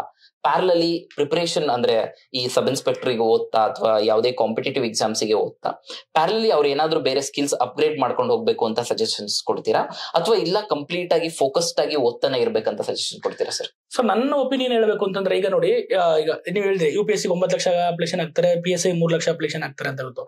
ಈಗ UPSC ಆಗಿರ್ಬೋದು ಅಥವಾ ಯಾವ್ದೋ ಗೌರ್ಮೆಂಟ್ ಆಗಿರೋದು, ನಿಮ್ಗೆ ಯಾರು ಕರೆದು ಬನ್ನಿ ಅಪ್ಲಿಕೇಶನ್ ಹಾಕಿ ಅಂತ ಹೇಳಿಲ್ಲ. ನಮಗೆ ಗೊತ್ತು ಅಲ್ಲಿರೋದೇ 300 ಪೋಸ್ಟ್ ಅಂತ ಗೊತ್ತು, ಅಲ್ಲಿರೋದೇ 900 ಪೋಸ್ಟ್ ಅಂತ ಗೊತ್ತು. ನಾವೇ ಅಪ್ಲಿಕೇಶನ್ ಹಾಕ್ತಿದೀವಿ ಅಂದ್ರೆ ಯಾರು ದಡ್ರಿಲ್ಲ, ಹೋಗಿ ಅಪ್ಲಿಕೇಶನ್ ಹಾಕಿ ನನ್ನಲ್ಲಿ ಸೆಲೆಕ್ಟ್. ಅವ್ರಿಗೂ ಗೊತ್ತು ಇಷ್ಟು ಜನ ಅಪ್ಲಿಕೇಶನ್ ಹಾಕ್ತಾರೆ ಅಂತಲೂ ಸ್ಟೂಡೆಂಟ್ಸ್ ಗೊತ್ತು. ಸ್ಟೂಡೆಂಟ್ಸ್ ಗೊತ್ತಿಲ್ಲದಂಗೆ ಏನಾದ್ರು ಇದು ನಡೆಯುತ್ತಾ? ಇಲ್ಲ. ಅವರು ಸಹ ಗೊತ್ತಿದ್ದನ್ನ ಫೈಟ್ ಮಾಡ್ತಾರೆ. ಯಾಕೆ ಅಂತಂದ್ರೆ ಸುಮ್ಮನೆ ಯಾಕೆ ಜನ ಅಪ್ಲಿಕೇಶನ್ ಆಗಿದೆ, ದಡ್ರಂತೂ ಯಾರು ಅಪ್ಲಿಕೇಶನ್ ಹಾಕಿ ನಾನು ಆಗಲ್ಲ. ಅದಕ್ಕೆ ಏನ್ ಮಾಡ್ತಾರೆ, ಒಂದು ಕಾಂಪಿಟೇಷನ್ ಇದ್ದೇ ಇರುತ್ತೆ. ಎಲ್ಲ ಕಡೆ ಹೋದ್ರು ಕಾಂಪಿಟೇಷನ್ ಇರುತ್ತೆ. ನೀನ್ ಏನ್ ಮಾಡ್ಬೇಕು, ನೀನು ಫಸ್ಟ್ ನಿನ್ನ ಫ್ಯಾಮಿಲಿ ಬ್ಯಾಕ್ ಗ್ರೌಂಡ್ ಅಥವಾ ಇದನ್ನ ನೋಡ್ಕೋಬೇಕು. ಕೆಲವರು ಏನಾಗುತ್ತೆ, 5 ವರ್ಷ ನೀವು ಪ್ರಿಪರೇಷನ್ ಬಗ್ಗೆ ಹೇಳ್ತೀರಾ, ಅರ್ಥ ಆಗ್ತಿದ್ಯಾ? ಆ ಒಂದು ಟ್ರಾಪಲ್ಸ್ಗೆ ಹಾಕೊಂತಾರೆ ಅಂತ ಹೇಳ್ತಿದ್ದೀರಲ್ವಾ. ನಾನೇನ್ ಹೇಳೋದಕ್ಕೆ ಹೇಳ್ತಿದ್ದೀನಿ ಅಂದ್ರೆ, ನೀವು ಪ್ರಿಪರೇಷನ್ ಮಾಡಿ, 1 or 2 years ಪ್ರಿಪರೇಷನ್ ಮಾಡಿ. ಆಗ್ಲಿಲ್ವಾ, ಬೇರೆ ಏನಾದ್ರು ಪಾರ್ಟ್ ಟೈಮ್ ಜಾಬ್ ನೋಡ್ಕೊಳ್ಳಿ. ಪಾರ್ಟ್ ಟೈಮ್ ಜಾಬ್ ಮಾಡ್ಕೊಂಡು ಬೇಕಾದ್ರೆ ನೀವು ಪ್ರಿಪರೇಷನ್ ಮಾಡಿ. ನೀವು ಅದನ್ನೇ PSI ಆಗ್ಬೇಕು ಅಂದ್ರೆ, ಇಲ್ಲ ನಿಂಗೆ ವರ್ಕ್ ಆಗ್ತಾ ಇಲ್ಲ ಇದು ಅಂತಂದ್ರೆ ಬೇರೆ ಸೆಕ್ಟರ್ ನೋಡ್ಕೊಳ್ಳಿ. ಅಥವಾ ಏನಂದ್ರೆ ಸ್ಕಿಲ್ ಕಲಿಯೋದು ಈಗ ಪ್ರೆಸೆಂಟ್ ಸಿಚುಯೇಷನ್ ತುಂಬಾ ಇಂಪಾರ್ಟೆಂಟ್. ಹಂಗನ್ಬಿಟ್ಟು ಇದು ಏನೋ ಇದ್ರ ಮೇಲೆ ಡಿಪೆಂಡ್ ಆಗ್ಬೇಡಿ, ಗೊತ್ತಾಗ್ತಿದೆ. ಅದ್ರ ಜೊತೆ ಸ್ಕಿಲ್ ಕಲಿಬೇಕು. ಸುಮ್ನೆ ನೀವು 5 ವರ್ಷ 6 ವರ್ಷ ಓದೋದು ನಾನು ರಾಂಗ್ ಅಂತ ಹೇಳ್ತೀನಿ. ಅದ್ರ ಜೊತೆ ಪ್ಯಾರಲಲ್. ಈಗ ನಾವು ನೋಡಿ ಎಕ್ಸಾಂಪಲ್, ನಾನು B.Ed ಮಾಡಿ ಟೀಚರ್ B.Ed ಮಾಡಿದ್ದೆ. ಅಕಸ್ಮಾತ್ ನಾನು PSI ಆಗ್ಲಿಲ್ಲ, ನಾನು ಇಲ್ಲ ಟ್ಯೂಷನ್ ಆದ್ರೂ ಮಾಡ್ತಾ ಇದ್ದೆ. ನಾನು ಚಿಕ್ಕ ಮಕ್ಳಿಗೆ ಟ್ಯೂಷನ್ ಆದ್ರೂ ಮಾಡ್ತಾ ಇದ್ದೆ. ನಾನು ಅರ್ನ್ ಮಾಡೋವಷ್ಟು ನನಗೆ ಆ ಕಾನ್ಫಿಡೆಂಟ್ ಅಂತೂ ಇತ್ತು. ನಾನು ಸಾಫ್ಟ್ವೇರ್ ಮಾಡಿರ್ಲಿಲ್ಲ ಅಂತಂದ್ರೆ ಯಾರೋ ಇಂಜಿನಿಯರಿಂಗ್ ಓದಿರ್ತಾನೆ, ಅದು ಯಾವ ಮೆಕ್ಯಾನಿಕಲ್ ಓದಿರ್ತಾನೆ, ಅವನು ಪ್ರಿಪರೇಷನ್ ಮಾಡಿರೋ ಜೊತೆಗೆ ಬೇರೆ ಸ್ಕಿಲ್ಸ್ ಇಟ್ಕೊಂಡ್ರೆ ಇದಲ್ದ್ರೆ ಇನ್ನೊಂದು ಪ್ಲಾನ್ ಬಿ ಅಂತ ಇಟ್ಕೊಳ್ಳೇಬೇಕು. ಪ್ಲಾನ್ ಬಿ ಇಟ್ಕೊಂಡಲೇ ಯಾರು UPSC ಆಗಿರ್ಬೋದು, PSI ಆಗಿರ್ಬೋದು, PC ಪ್ರಿಪರೇಷನ್ ಮಾಡಬೇಡ್ರಿ. ಪ್ಲಾನ್ ಬಿ ಬೇಕೇ ಬೇಕು. ಇದಲ್ದಿದ್ರೆ ಇನ್ನೊಂದು ಒಂದಂಗೆ ಇರಬೇಕು. 1 or 2 years ಟ್ರೈ ಮಾಡಬೇಕು. ಆಗ್ಲಿಲ್ಲ ಅಂತಂದ್ರೆ ಬ್ಯಾಕಪ್ ಇಟ್ಕೊಂಡೆ. ಓಕೆ ನೋಡಿ, ಈಗ ಪ್ಲಾನ್ ಬಿ ಅಂತ ನಾನು ಹೇಳ್ದೆ. ಈಗ ನಿಮ್ಮನ್ನ ಎಕ್ಸಾಂಪಲ್ ತಗೊಳ್ಳಿ. ಈಗ ನೀವು UPSC ಎಲ್ಲ ಪ್ರಿಪರೇಷನ್ ಮಾಡಿದ್ರಿ, ಅಟೆಂಪ್ಟ್ಸ್ ಕೊಟ್ರಿ, UPSC ಮೈನ್ಸ್ ಎಲ್ಲ ಬರೆದ್ರಿ. ಬಟ್ ಒಂದು ಸೆಕೆಂಡ್ ಆಪ್ಷನ್ ಅಂತ ಅಂದ್ಬಿಟ್ಟು ಒಂದು ಏನಾದ್ರು ಕೋಚಿಂಗ್ ಅಥವಾ ಇನ್ಸ್ಟಿಟ್ಯೂಟ್ ಮಾಡ್ಕೊಂಡು ಅಥವಾ ಬೇರೆ ಗೈಡೆನ್ಸ್ ಮಾಡ್ಕೊಂಡು, ಎಷ್ಟೋ ದೊಡ್ಡ ಇನ್ಸ್ಟಿಟ್ಯೂಟ್ ಕರ್ನಾಟಕದಲ್ಲಿರೋ ಎಲ್ಲ ದೊಡ್ಡ ಇನ್ಸ್ಟಿಟ್ಯೂಟ್ ನೀವು ಪಾಠ ಮಾಡಿದಿರಾ, ಆಪ್ಟಿಟ್ಯೂಡ್ ಪಾಠ ಮಾಡಿದಿರಾ, ಮತ್ತೆ ಬೇರೆ ಸೈನ್ಸ್ ಕ್ಲಾಸಸ್ ಎಲ್ಲ ಮಾಡ್ತಾ ಇರ್ತೀರಾ. ನೀವೀಗ ಅದು ಸಕ್ಸಸ್ ಆಗಿಲ್ಲ, ಇನ್ನೂ ಟ್ರೈ ಮಾಡ್ತಾ ಇದ್ದೀರಾ. ಬಟ್ ಜೊತೆಗೇನು ಸಹ ಇದನ್ನೊಂದು ಪ್ಲಾನ್ ಬಿ ಅಂತ ಇಟ್ಕೊಂಡಿದ್ದೀರಲ್ವಾ. ಹಾಗಾಗಿ ಎಲ್ಲರೂ ಸಹ ಅದೇ ತರ ಮಾಡ್ಕೊಂಡಾಗ ಏನಾಗುತ್ತೆ, ಯೂಸ್ ಆಗುತ್ತೆ. ಈಗ ಕರ್ನಾಟಕದಲ್ಲಿ ನಿಮ್ದು ಒಂದಷ್ಟು ನೇಮ್ ಇದೆ, ಈಗ ಸುದರ್ಶನ್ ಅಂತ ಅಂದ್ಬಿಟ್ಟು ಒಂದು ಇನ್ಸ್ಟಿಟ್ಯೂಟ್ ಬೇರೆ ಮಾಡಿದೀರಾ. ಹಾಗಾಗಿ ಆ ಒಂದು ಪ್ಲಾನ್ ಬಿ ಇರಬೇಕು. ಅಂದ್ರೆ ನಾನು ಇನ್ಸ್ಟಿಟ್ಯೂಟ್ ಮಾಡಿ ಅಂತ ಹೇಳ್ತಾ ಇಲ್ಲ, ಏನಾದ್ರು ನಿಮ್ ಸ್ಕಿಲ್ ಯಾವ್ದ್ರಲ್ಲಿ ಇದೆ, ನೀವು ಏನಾದ್ರೂ ಸ್ಕಿಲ್ ಇರಲಿ, ಅದ್ರ ಯಾವ ಸ್ಕಿಲ್ ಇದೆ ಆ ಸ್ಕಿಲ್ ನ ಬೆಳೆಸ್ಕೊಳ್ಳಿ. ಈಗ ನಿಮ್ ಟೀಚಿಂಗ್ ಇಷ್ಟ ಅಂತ ನೀವು ಟೀಚಿಂಗ್ ಆಯ್ಕೆ ಮಾಡ್ಕೊಂಡಿದ್ದೀರಾ. ಅದೇ ರೀತಿ ಬೇರೆ ಯಾರಿಗೋ ಇನ್ನೊಂದೇನೋ ಸ್ಕಿಲ್ ಇರುತ್ತೆ, ಅವ್ರು ಅದನ್ನ ಆಯ್ಕೆ ಮಾಡ್ಕೊಂಡು ಬೇಕಾದ್ರೆ. ಆಕ್ಚುಲಿ ನನಗೆ ಆ ಟೀಚಿಂಗ್ ಒಂದು ಇಷ್ಟ ಆಗಿದ್ದ ಸಂಗತಿ ಯಾಕಂದ್ರೆ ಸರ್, ನಾನು ಕಲಾಂ ಅವ್ರನ್ನ ಫಾಲೋ ಮಾಡ್ತಾ ಇದ್ದೆ. ಯೂಶಲಿ ಗುರುರಾಜ್ ಕರ್ಜಗಿ ಅವ್ರನ್ನ ಸಹ ನಾನು ಫಾಲೋ ಮಾಡ್ತೀನಿ. ಅವರು ಒಂದು ನಂಬಿಕೆ ವಿಚಾರವಾಗಿ ಒಂದು ಮಾತಾಡ್ತಾ ಇದ್ರು. ಅಂದ್ರೆ ನಾವು ಯಾವ್ದನ್ನ ದೃಢವಾಗಿ ನಂಬ್ತೀವಲ್ಲ ಅದು ಸಾಧ್ಯವಾಗುತ್ತೆ, ಆಗುತ್ತೆ. ಅದಕ್ಕೊಂದು ಭಾಗವತ ಪುರಾಣದಲ್ಲೂ ಸಹ ಅದೇ ಹೇಳುತ್ತೆ, ಟಾಲ್ಸ್ಟಾಯ್ ರಷ್ಯಾದಲ್ಲಿ ಕೂಡ ಅದೇ ಹೇಳ್ತಾನೆ. ಸೊ ಅಲ್ಲಿ ಕಲಾಂ ಅವರು ಕರ್ಜಗಿ ಅವ್ರಿಗೆ ಹೇಳಿದ್ರಂತೆ, I want to die as a teacher ಅಂತ. ಕರೆಕ್ಟ್. ಇದು ನಾನು ಇಂಟರ್ವ್ಯೂ ನೋಡಿದ್ದೆ. ಅದಾದ್ಮೇಲೆ 2015 ಅನ್ಸುತ್ತೆ ಸರ್, ಅವ್ರು ಹೇಳ್ತಾರೆ ಇದನ್ನ. ಸೊ ಟಿವಿ ನೋಡಿದ್ರ ಅಂತ ಕೇಳ್ತಾರಂತೆ. ಆಮೇಲೆ ಕಲಾಂ ಅವ್ರು ಹೋಗ್ಬಿಟ್ರು ಅಂತ ಹೇಳಿದಾಗ, ಯಾಕೆ ಏನಾಯ್ತು, ಆಕ್ಸಿಡೆಂಟ್ ಆಯ್ತಾ ಅಂತ ಕೇಳಿದಾಗ, ಇಲ್ಲ ಕ್ಲಾಸ್ ಮಾಡ್ತಿದ್ರಂತೆ, ಹಂಗೆ ಕುಸ್ತು ತೀರೋದಂತೆ ಅಂತ ಹೇಳಿ. ಸೊ ಹಾಗಾಗಿ ಆ ಶಿಕ್ಷಣ ವೃತ್ತಿ ಅಂತಕ್ಕಂಥದ್ದು ನನಗೆ ಆತ್ಮತೃಪ್ತಿಯನ್ನ ಕೊಡ್ತಾ ಇದೆ.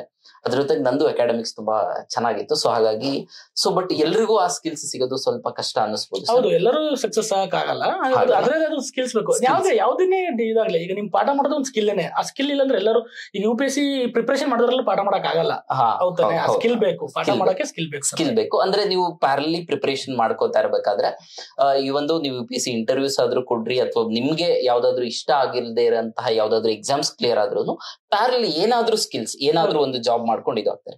ಸೊ ಶಿಕ್ಷಣ ಅಂದಿದ ತಕ್ಷಣ ನಂಗೆ ನೆನಪಾಗಿದ್ದು, you told you are also teacher. ಅದ್ರ ಜೊತೆಗೆ ನಿಮ್ ತಾಯಿ ಕೂಡ ಒಬ್ರು ಶಿಕ್ಷಕಿ ಆಗಿದ್ರು ಅಂತ ಹೇಳಿ. So how do you define this teaching profession ಒಂದು, ಅದಾದ್ಮೇಲೆ ನಿಮ್ಮ ಈ PSI ಆಸೆಗೆ, ಈಗ ನಿಮ್ಮ ತಾಯಿ ಶಿಕ್ಷಕಿ ಆಗಿದ್ದರಿಂದ ನಿಮ್ಮನ್ನು ಸಹ ಒಬ್ಬ ಟೀಚರ್ ಆಗಿ ನೋಡ್ತಕ್ಕಂತ ಆಸೆ ಇತ್ತು ಅಥವಾ ಸಬ್ ಇನ್ಸ್ಪೆಕ್ಟರ್ ಆಗಿ ನೋಡ್ಬೇಕಂತ ಆಸೆ ಇತ್ತ ಸರ್ ನಿಮ್ ತಾಯಿಗೆ?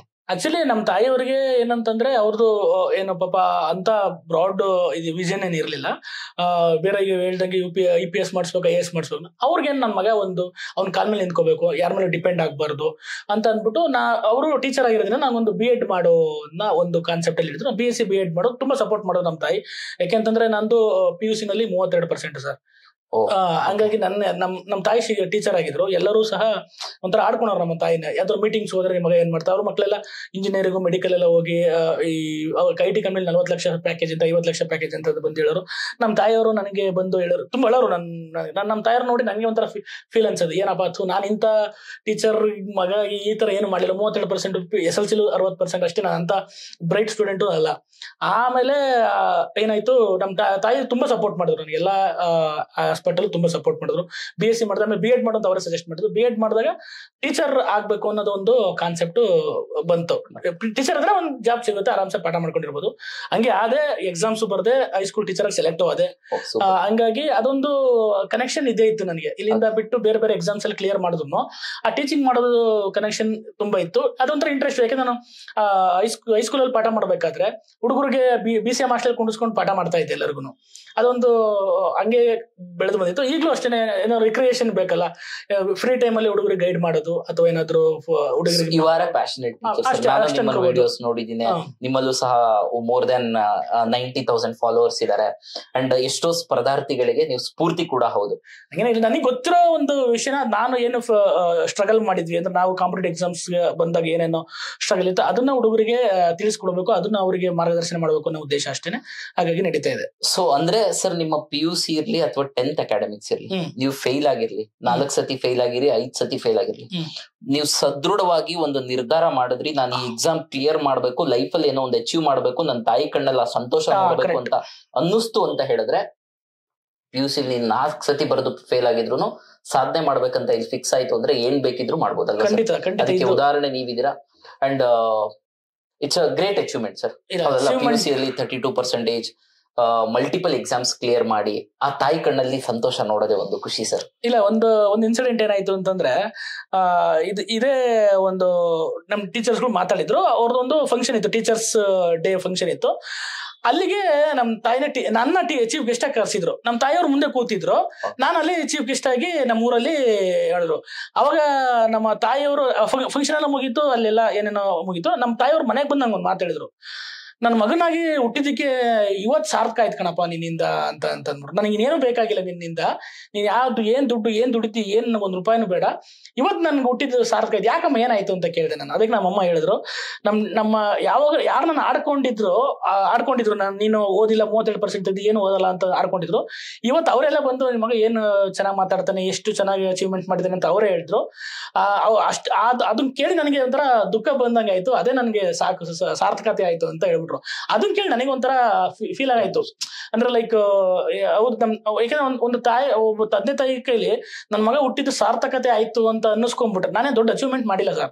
ಆದ್ರೆ ಅವ್ರಿಗದು ದೊಡ್ಡ ಅಚೀವ್ಮೆಂಟ್ ಆಗಿ ಸಾರ್ಥಕತೆ ಅಂತ ಅನ್ಸ್ಕೊಂಡಾಗ, ನಾನು ಹುಟ್ಟಿದಕ್ಕೂ ಬಿಡಪ್ಪ ನಮ್ಮ ತಂದೆ ತಾಯಿ ನನ್ ಖುಷಿ ಕೊಟ್ಟಿದ್ದೀನಿ. ಅವ್ರಿಗೇನ್ ಒಡವೆ ಕೊಡ್ಸಿದ್ದೀನೋ, ದುಡ್ಡು ಕೊಟ್ಟಿದ್ದೀನೋ, ಅವ್ರನ್ನ ಕಾರಲ್ಲಿ ಕರ್ಕೊಂಡು ಹೋಗ್ತಿದ್ದೀನೋ, ಸೈಕಲ್ ಕರ್ಕೊಂಡು ಹೋಗ್ತೀನಿ ಬೇಕಿಲ್ಲ, ಬಟ್ ಅವ್ರಿಗೆ ಖುಷಿ ಅಂತಿದೆಯಾ ನನ್ನ ಜಾಬ್ ಅಲ್ಲಿ, ಅದು ನನಗೆ ಸ್ಯಾಟಿಸ್ಫ್ಯಾಕ್ಷನ್. ಸೊ ಅಂದ್ರೆ ನಮ್ಮ ತಂದೆ ತಾಯಿ ಕಣ್ಣಲ್ಲಿ ನನ್ ಮಗ ಏನೋ ಮಾಡಿದಾನೆ ಅನ್ನೋದೇ ಸಕ್ಸಸ್. 100 ಕೋಟಿ ಮಾಡಿದ್ರು ಅಥವಾ ಒಂದು ಜಾಬ್ ತಗೊಂಡು ಒಳ್ಳೆ ಜೀವನ ನಡೆಸ್ತಾ ಇದ್ರು, ನಿಮ್ ತಂದೆ ತಾಯಿ ಕಣ್ಣಲ್ಲಿ ನನ್ನ ಮಗ ಸಾಧನೆ ಮಾಡದ ಅಂದ್ರೆ ಅದು ಸಾಧನೆ ಸರ್. ಸರ್ ನೀವು ಹೇಳ್ತೀನಿ ಕೇಳಿ, ಯಾವೇ ತಂದೆ ತಾಯಿ ಆಗ್ಲಿ ನಿಮ್ಮ ಮಕ್ಕಳಿಂದ ಅವ್ರು ಏನು ಎಕ್ಸ್ಪೆಕ್ಟ್ ಮಾಡಲ್ಲ.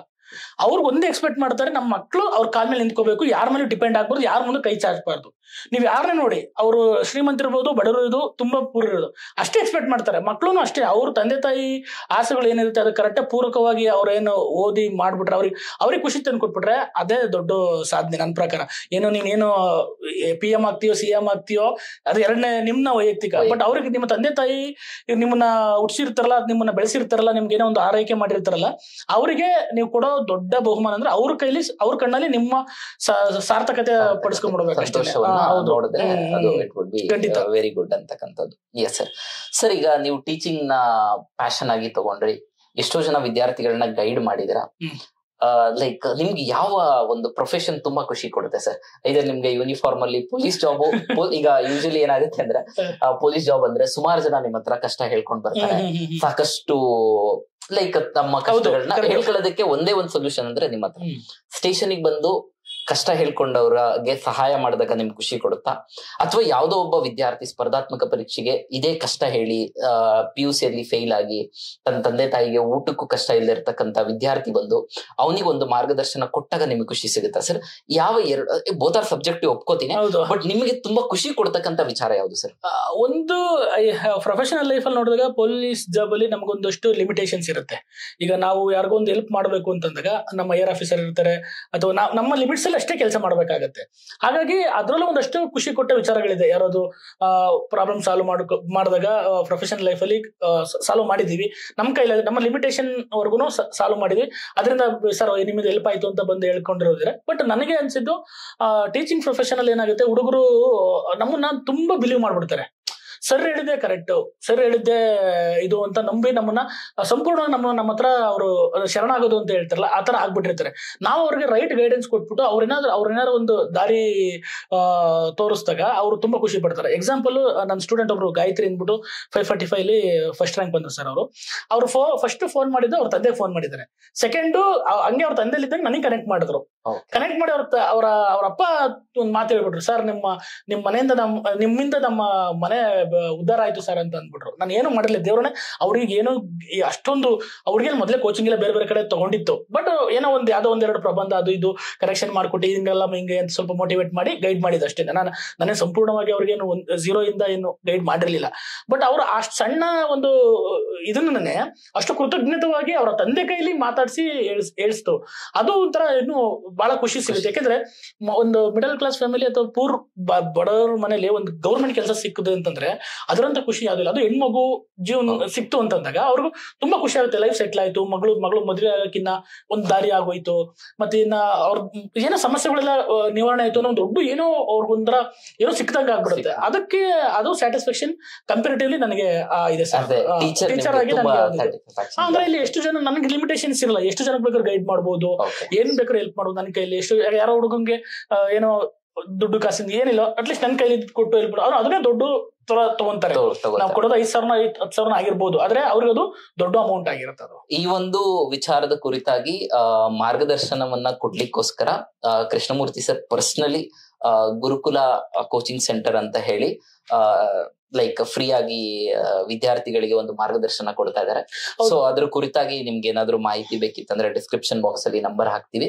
ಅದೇ ರೀತಿ ಟಾರ್ಗೆಟ್ 360 ಅಂತಕ್ಕಂತ ಒಂದು ಆನ್ಲೈನ್ ಕೋರ್ಸ್ ನ ನಮ್ಮ ಅಶ್ವಮೇಧ IAS ಕಡೆಯಿಂದ the top educators, Karnataka's top educators Kitti sir ಕೂಡ ತಮ್ಮ ಬಿಡುವಿನ ಸಂದರ್ಭದಲ್ಲಿ ಮಾರ್ಗದರ್ಶನ ಮಾಡ್ತಾ ಇದ್ದಾರೆ. ಪಾಲಿಟಿಯನ್ನ ಟಿಪ್ಪು ಸುಲ್ತಾನ್ ನಾಯಕ್ವಾಡಿ ಸರ್ ಹೇಳ್ತಾರೆ, ಕರೆಂಟ್ ಅಫೇರ್ಸ್ ಮತ್ತೆ ಕರ್ನಾಟಕ ಹಿಸ್ಟ್ರಿಯನ್ನ ಹುಸೇನಪ್ಪ ನಾಯ್ಕ್ ಸರ್ ಹೇಳ್ತಾರೆ, ಜನರಲ್ ಸೈನ್ಸ್ ನ ಲಾಲ್ ಸಾಬ್ ಸರ್ ಹೇಳ್ತಾರೆ, HYT ಸ್ಪೆಷಲಿಸ್ಟ್ ಆಗಿರ್ತಕ್ಕಂಥ UPSC ಕ್ಲಿಯರ್ ಮಾಡೋರು Shantappa sir, R Manjunath sir, ಎಲ್ಲಾ ಟಾಪ್ ಎಜುಕೇಟರ್ಸ್ ನ ಕರ್ಕೊಂಡು ಬಂದು ಒಂದು ರೈಟ್ ಮಾರ್ಗದರ್ಶನ ಕೊಡ್ಲಿಕ್ಕೋಸ್ಕರ ಆನ್ಲೈನ್ ಅಲ್ಲಿ ಟಾರ್ಗೆಟ್ 360 ಅಂತಕ್ಕಂಥದ್ದು ಮತ್ತು ಆಫ್ಲೈನ್ ಅಲ್ಲಿ ಗುರುಕುಲ ಅಂತ ಹೇಳಿ ಸರ್ ತಮ್ಮ ಬಿಡುವಿನ ಸಂದರ್ಭದಲ್ಲಿ ಕರ್ನಾಟಕದ ಬಡ ವಿದ್ಯಾರ್ಥಿಗಳಿಗೆ ಒಂದು ಮಾರ್ಗದರ್ಶನವನ್ನ ನೀಡ್ತಾ ಇದ್ದಾರೆ. ಯಾರ್ಯಾರ ಆಸಕ್ತಿ ಇದೆ ಅವರು ಖಂಡಿತವಾಗಿ ಆ ಕಾಂಟ್ಯಾಕ್ಟ್ ನಂಬರ್ ನ you can call them. Sir ನಿಮ್ಗೆ ಏನು ಬೇಜಾರಿಲ್ಲ ಅಂದ್ರೆ ಒಂದು ಪರ್ಸನಲ್ ಕ್ವೆಶನ್ ಸರ್. ಪ್ರೊಫೆಷನ್ ಆಯ್ತು, ಜೊತೆಗೆ ಇದಾಯ್ತು, ಈ ಪ್ರಿಪರೇಷನ್ ಅಲ್ಲಿ ಸರ್ ಯೂಶಲಿ ಏನಾಗುತ್ತೆ ಗೊತ್ತಾ, ಚಂದ್ರ ಲೇಔಟ್ ಅಲ್ಲಿ ನಾನು ಆಕ್ಚುಲಿ ನಂದು UPSC ಪ್ರಿಪರೇಷನ್ ಮಾಡಿದ್ದು ಓಲ್ಡ್ ರಾಜೇಂದ್ರ ನಗರಲ್ಲಿ ಸರ್, ಡೆಲ್ಲಿಯಲ್ಲಿ. ಯೂಶಲಿ ಏನಾಗುತ್ತೆ ಅಂದ್ರೆ ಪ್ರಿಪೇರ್ ಆಗ್ಬೇಕಾದ್ರೆ ಈ ಲವ್ ಸ್ಟೋರಿಗಳು ಬರ್ತವೆ ಸರ್. ನಿಮ್ಗೆ ಯಾವ್ದಾದ್ರು ಲವ್ ಸ್ಟೋರಿ ಇತ್ತಾ ಸರ್? ಇದು ನೀವು ಕಟ್ ಮಾಡ್ತೀನಿ ಅಂದ್ರೆ ಹೇಳ್ತೀನಿ ನಾನು, ಯಾಕಂದ್ರೆ ನಾನು ಹೆಂಡತಿ ನೋಡ್ತಾ ಇರ್ತಾಳೆ, ನಾನೇ ಡಿವೋರ್ಸ್ ಆಗ್ಬಿಡುತ್ತೆ ಆಮೇಲೆ ನನಗೆ ಹಂಗೆಲ್ಲ ಹೇಳ್ತೀನಿ, ಹಂಗೇನಿಲ್ಲ. ಬಟ್ ನಮ್ಗೆ ಲವ್ ಆಗಿದ್ದು ಆಫ್ಟರ್ ಜಾಬ್ ಸಿಕ್ಮೇಲೆ ಹೇಳ್ತೀನಿ ಆಫ್ ದಿ ರೆಕಾರ್ಡ್. ಏನಂತಂದ್ರೆ ಲೈಕ್ ನಾವು PSI ಆಗಿದ್ವಿ, ಅನ್ನಪೂರ್ಣೇಶ್ವರಿ ನಗರ ಸ್ಟೇಷನ್ಗೆ ಬಂದ್ವಿ. ಅಲ್ಲಿ ಒಬ್ರು ಸ್ಟಾಫ್ ಇದ್ರು, ಅಂದ್ರೆ ಆ ಸ್ಟಾಫ್ ಇದ್ರು, ಅವ್ರ ಮನೇಲಿ ಒಂದು ಫಂಕ್ಷನ್ ಇತ್ತು. ಆ ಫಂಕ್ಷನ್ಗೆ ನಾವು ಹೋಗಿದ್ವಿ, ಏನೋ ಅವರು ನಾನ್ ವೆಜ್ ಫಂಕ್ಷನ್ ಏನೋ ಮಾಡಿದ್ರು, ಹೋಗಿದ್ವಿ. ನಾವು ಹೋಗಿದ್ವಿ ಅವ್ರ ಮನೇಲಿ. ಅವ್ರ ರಿಲೇಟಿವ್ ಒಂದು ಹುಡುಗಿ ಬಂದಿತ್ತು. ಹಂಗೆ ನೋಡಿ ಸುಮ್ಮನೆ ಪರಿಚಯ ಆಯ್ತು. ಪರಿಚಯ ಆದ್ಮೇಲೆ ಇದು ಇನ್ಸ್ಟಾಗ್ರಾಮ್ ಅಲ್ಲಿ ನಂಬರ್ ಎಕ್ಸ್ಚೇಂಜ್ ಆಯ್ತು. ನಂಬರ್ ಎಕ್ಸ್ಚೇಂಜ್ ಆಗಿ ಆಮೇಲೆ ಏನ್ ಮಾಡಾಯ್ತು, ನಾವು ಕಾಂಟ್ಯಾಕ್ಟ್ ಅಲ್ಲಿ ಇದ್ವಿ. ಆಮೇಲೆ ಅದು ಅನ್ಫಾರ್ಚುನೇಟ್ಲಿ ಏನಾಯ್ತು, ಅವರು ಏನ್ ನಮ್ಮ ಸ್ಟಾಫ್ ಇದ್ರಲ್ಲ, ಅವರ ಅಕ್ಕನ ಮಗಳೇ ಇವರು, ಆಯ್ತಾ. ಇವ್ರು ಹೋಗಿ ಅವರ ಮನೇಲೆಲ್ಲ ಮಾತಾಡಿದ್ದಾರೆ, ಈ ತರ ಹುಡುಗ ಇದ್ದಾನೆ, ಒಬ್ಬ ಹುಡುಗ ನಮ್ಮ ಇವ್ರೇನೆ, ಮದುವೆ ಮಾಡ್ಕೊಂತೀರಾ ಹಂಗೆ ಅಂತ. ಅವರು ಫಸ್ಟ್ ಟೈಮ್ ಒಪ್ಕೊಂಡಿಲ್ಲ, PSI ಅಂತ ಅಂದ್ಬಿಟ್ಟು ಒಪ್ಕೊಂಡಿಲ್ಲ. ಆಮೇಲೆ ನಾವಿಬ್ರು ಹಿಂಗೆ ಚಾಟಿಂಗ್ ಎಲ್ಲ ನಡೆದಿದ್ದು, ಸ್ವಲ್ಪ ಕ್ಲೋಸ್ ಆದ್ವಿ. ಓಕೆ, ಒಂದಷ್ಟು ರಿಲೇಶನ್ಶಿಪ್ ಡೆವಲಪ್ ಆಗಿತ್ತು, ಬಟ್ ಎಕ್ಸ್ಪ್ರೆಸ್ ಮಾಡಿರ್ಲಿಲ್ಲ, ಮದುವೆ ಆಗ್ಬೇಕು ಅಂತ ಎಕ್ಸ್ಪ್ರೆಸ್ ಮಾಡಿರ್ಲಿಲ್ಲ. ಆಮೇಲೆ ಅವರ ತಂದೆಗೆ ಸ್ವಲ್ಪ ಸೀರಿಯಸ್ ಆಗಿ ವಿಷಯ ಆದಾಗ ಬಂತು ವಿಚಾರ. ಆವಾಗ ಅವರು ಒಪ್ಕೊಂಡ್ರು ಮದ್ವೆ. ನಾವು ಹೋಗಿ ಅವ್ರ ನಮ್ಮ ಸ್ಟಾಫೇ ಹೋಗಿ ಅವ್ರು ಕೇಳಿದ್ರು, ಈ ತರ ಒಳ್ಳೆ ಹುಡುಗ ಇದ್ದೇನೆ, ಹಂಗೆ ಹೀಗೆ ಮದುವೆ ಆಗಿ ಅಂತ ಅಂದ್ಬಿಟ್ಟು. ನಾವು ಅಷ್ಟೊತ್ತಿಗೆ ಅಲ್ಲೇ ನಡೆದಿತ್ತು ನಮ್ದು ರಿಲೇಶನ್ಶಿಪ್. ಅದೇನಂತಾರಲ್ಲ, ಅವ್ರ ರೋಗಿ ಹೇಳಿದ್ದು, ಡಾಕ್ಟರ್ ಹೇಳಿದ್ದು ಹಾಲುವನ್ನ, ರೋಗಿ ಬಯಸಿದ್ದು ಹಾಲುವನ್ನ ಅನ್ನೋ ತರ ಆ ಕೋಇನ್ಸಿಡೆಂಟ್ ಅಲ್ಲಿ ನಮ್ದು ಲವ್ ಕಮ್ ಅರೇಂಜ್ ಮಾಡೋ ತರ ಆಯ್ತು. ಲವ್ ಮಾಡಿದ ಹುಡುಗಿನೇ ಮದ್ವೆ ಆಗಿರೋದು? ಹಂಗೆ, ಹೌದು, ಅದೇ ತರ ಲೆಕ್ಕ. ಬಟ್ ಅಷ್ಟು ತುಂಬಾ ದಿನ ಲವ್ ಮಾಡ್ಲಿಲ್ಲ. ಯಾವ್ದೋ ಪ್ರಿಪರೇಷನ್ ಜರ್ನಿಯಲ್ಲಿ ಅಥವಾ ನಿಮ್ಮ ಗ್ರಾಜುಯೇಷನ್ ಟೈಮಲ್ಲಿ? ಸುಳ್ಳು ಹೇಳ್ಬಾರ್ದು ಸರ್, ರಿಯಾಲಿಟಿ ಹೇಳ್ತೀನಿ ಕೇಳಿ. ಆಯ್ತು, ನೀವು ಕೇಳಿ ಕ್ವಶನ್. ರಿಯಾಲಿಟಿ ಹೇಳ್ಬೇಕು ಅಂತಂದ್ರೆ, ನಾವ್ ಇದ್ದು ಸರ್, ನಾನ್ ನಿಜ ಹೇಳ್ತೀನಿ, ನಮ್ ಪ್ಯಾಂಟು, ಬೂಟ್ ಕಟ್ ಪ್ಯಾಂಟು, ಈ ಶರ್ಟ್, ನಮ್ ನೋಡಿದ್ರೆ ಹುಡುಗಿರು ದೂರ ಹೋಗ್ಬಿಡೋರು ಸರ್ ನಮ್ನ. ಯಾಕೆ ಅಂತಂದ್ರೆ ನಮ್ಗೆ ಅಷ್ಟೊಂದು ನಾಲೆಡ್ಜ್ ಇರ್ತಿರ್ಲಿಲ್ಲ. ನಾವು ಹೇಳಿಲ್ಲ, ನಮ್ ಮೊದ್ಲೇ ನಾವು ದಡ್ರು ತರ ಇದ್ವಿ, ಕ್ಲಾಸಿಗೆ ಕರೆಕ್ಟಾಗಿ ಕಾಲೇಜ್ಗೆ ಹೋಗ್ತಾ ಇರ್ಲಿಲ್ಲ, ಹುಡುಗಿರ ಹತ್ರ ಬಂದು ಮಾತಾಡ್ತಾನೆ ಇರ್ಲಿಲ್ಲ. ನಮ್ಮನ್ನ ಇನ್ ಲವ್ ಎಲ್ಲ ಎಲ್ಲಿ ದೊಡ್ಡ ದೂರ ಹೊಳಿತು ಬಿಡಿ ಸರ್ ನಮ್ದು. ಆಫ್ಟರ್ ಯೂನಿಫಾರ್ಮ್ ಹಾಕಿದ್ಮೇಲೆ ತುಂಬಾ ಮೆಸೇಜಸ್, ತುಂಬಾ ಇನ್ಸ್ಟಾಗ್ರಾಮ್ ಅಲ್ಲಿ ಕಾಲ್ಗಳು, ಮೆಸೇಜ್ಗಳು, ಗೊತ್ತಲ್ಲ ನಿಮ್ಗೆ, ಅವಾಗ ಸ್ಟಾರ್ಟ್ ಆಯ್ತು. ಬಟ್ ಅವಾಗ ಸ್ವಲ್ಪ ಕೇರ್ಫುಲ್ ಆಗಿರ್ಬೇಕು. ಅವಾಗ ಏನೋ ಸ್ವಲ್ಪ ಯಾಮಾರಿದ್ರೆ ಹಂಗಾಗಿ ಲೈಫ್ ಪಾರ್ಟ್ನರ್ ಚೂಸ್ ಮಾಡ್ಕೋಬೇಕಾದ್ರೆ ಹೇಳ್ಬೋದು. ಬಟ್ ಹೌದು, ಯೂಶಲಿ ಈಗ ಧಾರವಾಡಲ್ಲಿ ಇರ್ಲಿ, ಚಂದ್ರ ಲೇಔಟ್ ಅಲ್ಲಿ ಇರ್ಲಿ, ಸುಮಾರು ಕಡೆ ಹುಡುಗರು, ನಾನ್ ವೈಯಕ್ತಿಕವಾಗಿ ನೋಡ್ತಾ ಅಂದ್ರೆ ಆಸ್ ಎ ಟೀಚರ್ ಇರ್ಬೇಕಾದ್ರೆ ಸ್ಟೂಡೆಂಟ್ಸ್ ಬಂದು ಕೇಳ್ತಾರೆ, ಬ್ರೇಕಪ್ಸ್ ಆಯ್ತು, ಹುಡುಗಿ ಬಿಟ್ಟೋದ್ಲು, ಈ ತರ ಸುಮಾರು ಈ ತರ. ತುಂಬಾ ನೋಡಿದ್ದೀನಿ. ಈ ಎಲ್ಲಾ ಈ ಲವ್ ಫೇಲ್ಯೂರ್ ಆಗಿರ್ತಕ್ಕಂಥ ಹುಡುಗರಿಗೆ ಒಂದು ಕಿವಿ ಮಾತು ಸರ್. 100% ಒಂದು ಎಕ್ಸಾಂಪಲ್ ಹೇಳ್ತೀನಿ. ಒಂದು ಹುಡುಗಿ ಇದ್ಲು, ತುಂಬಾ ಚೆನ್ನಾಗಿ ಓದ್ತಾ ಇದ್ಲು. ನಾನೇ ಗೈಡ್ ಮಾಡ್ತಾ ಇದ್ದೆ. ರೀಸೆಂಟ್ ಆಗಿ ಎಕ್ಸಾಮ್ಸ್ 545 402 ಎಕ್ಸಾಮ್ ಟೈಮಲ್ಲಿ ಆಗಿದ್ದು. ತುಂಬಾ ಚೆನ್ನಾಗಿ ಮಾಡಿದ್ದು. ನಾನು ಅವಳು 100% PSI ಆಗ್ತೀನಿ ಅಂತ ಎಕ್ಸ್ಪೆಕ್ಟ್ ಮಾಡಿದ್ದೆ. ಬಟ್ ಒಂದು ಹುಡುಗನ ಜೊತೆ ಡಿಸ್ಕಷನ್ ಮಾಡ್ತೀನಿ ಸರ್, ಹಂಗೆ ಹಿಂಗೆ ಅಂತ ಹೋಗ್ತಾ ಇದ್ಲು. ನಾನು ಯೂಶಲಿ ಕಾಮನ್ ಆಗಿ ವಿಜಯನಗರ, ಚಂದ್ರಲೇಔಟ್, ಧಾರವಾಡ ಅಥವಾ ಡೆಲ್ಲಿಲೆಲ್ಲ ನೀವು ನೋಡಿರ್ತೀರಾ, ನೀವು ಪ್ರಿಪರೇಷನ್ ಮಾಡ್ಬೇಕಾದ್ರೆ ಅಲ್ಲಿ ಇನ್ನೂ ಲೆವೆಲ್ ಅಂತ ಬೇರೆ, ಆಯ್ತಾ. ಹಂಗೆ ಮಾಡ್ಕೊಂಡು ನಾನು ಡಿಸ್ಕಷನ್ ಮಾಡ್ದ ಏನಾದ್ರು ಲವ್ ಮಾಡ್ಕೊಂಡು ಅವ್ರ ಪಾಡಿಗೆ ಅವ್ರು ಇದ್ ಮಾಡ್ಕೊಂಡು ಈ ಕಡೆ ಎಕ್ಸಾಮ್ ಕ್ಲಿಯರ್ ಮಾಡಿಲ್ಲ, ಅವನು ಕ್ಲಿಯರ್ ಮಾಡ್ಲಿಲ್ಲ, ಇವಳು ಕ್ಲಿಯರ್ ಮಾಡ್ಲಿಲ್ಲ.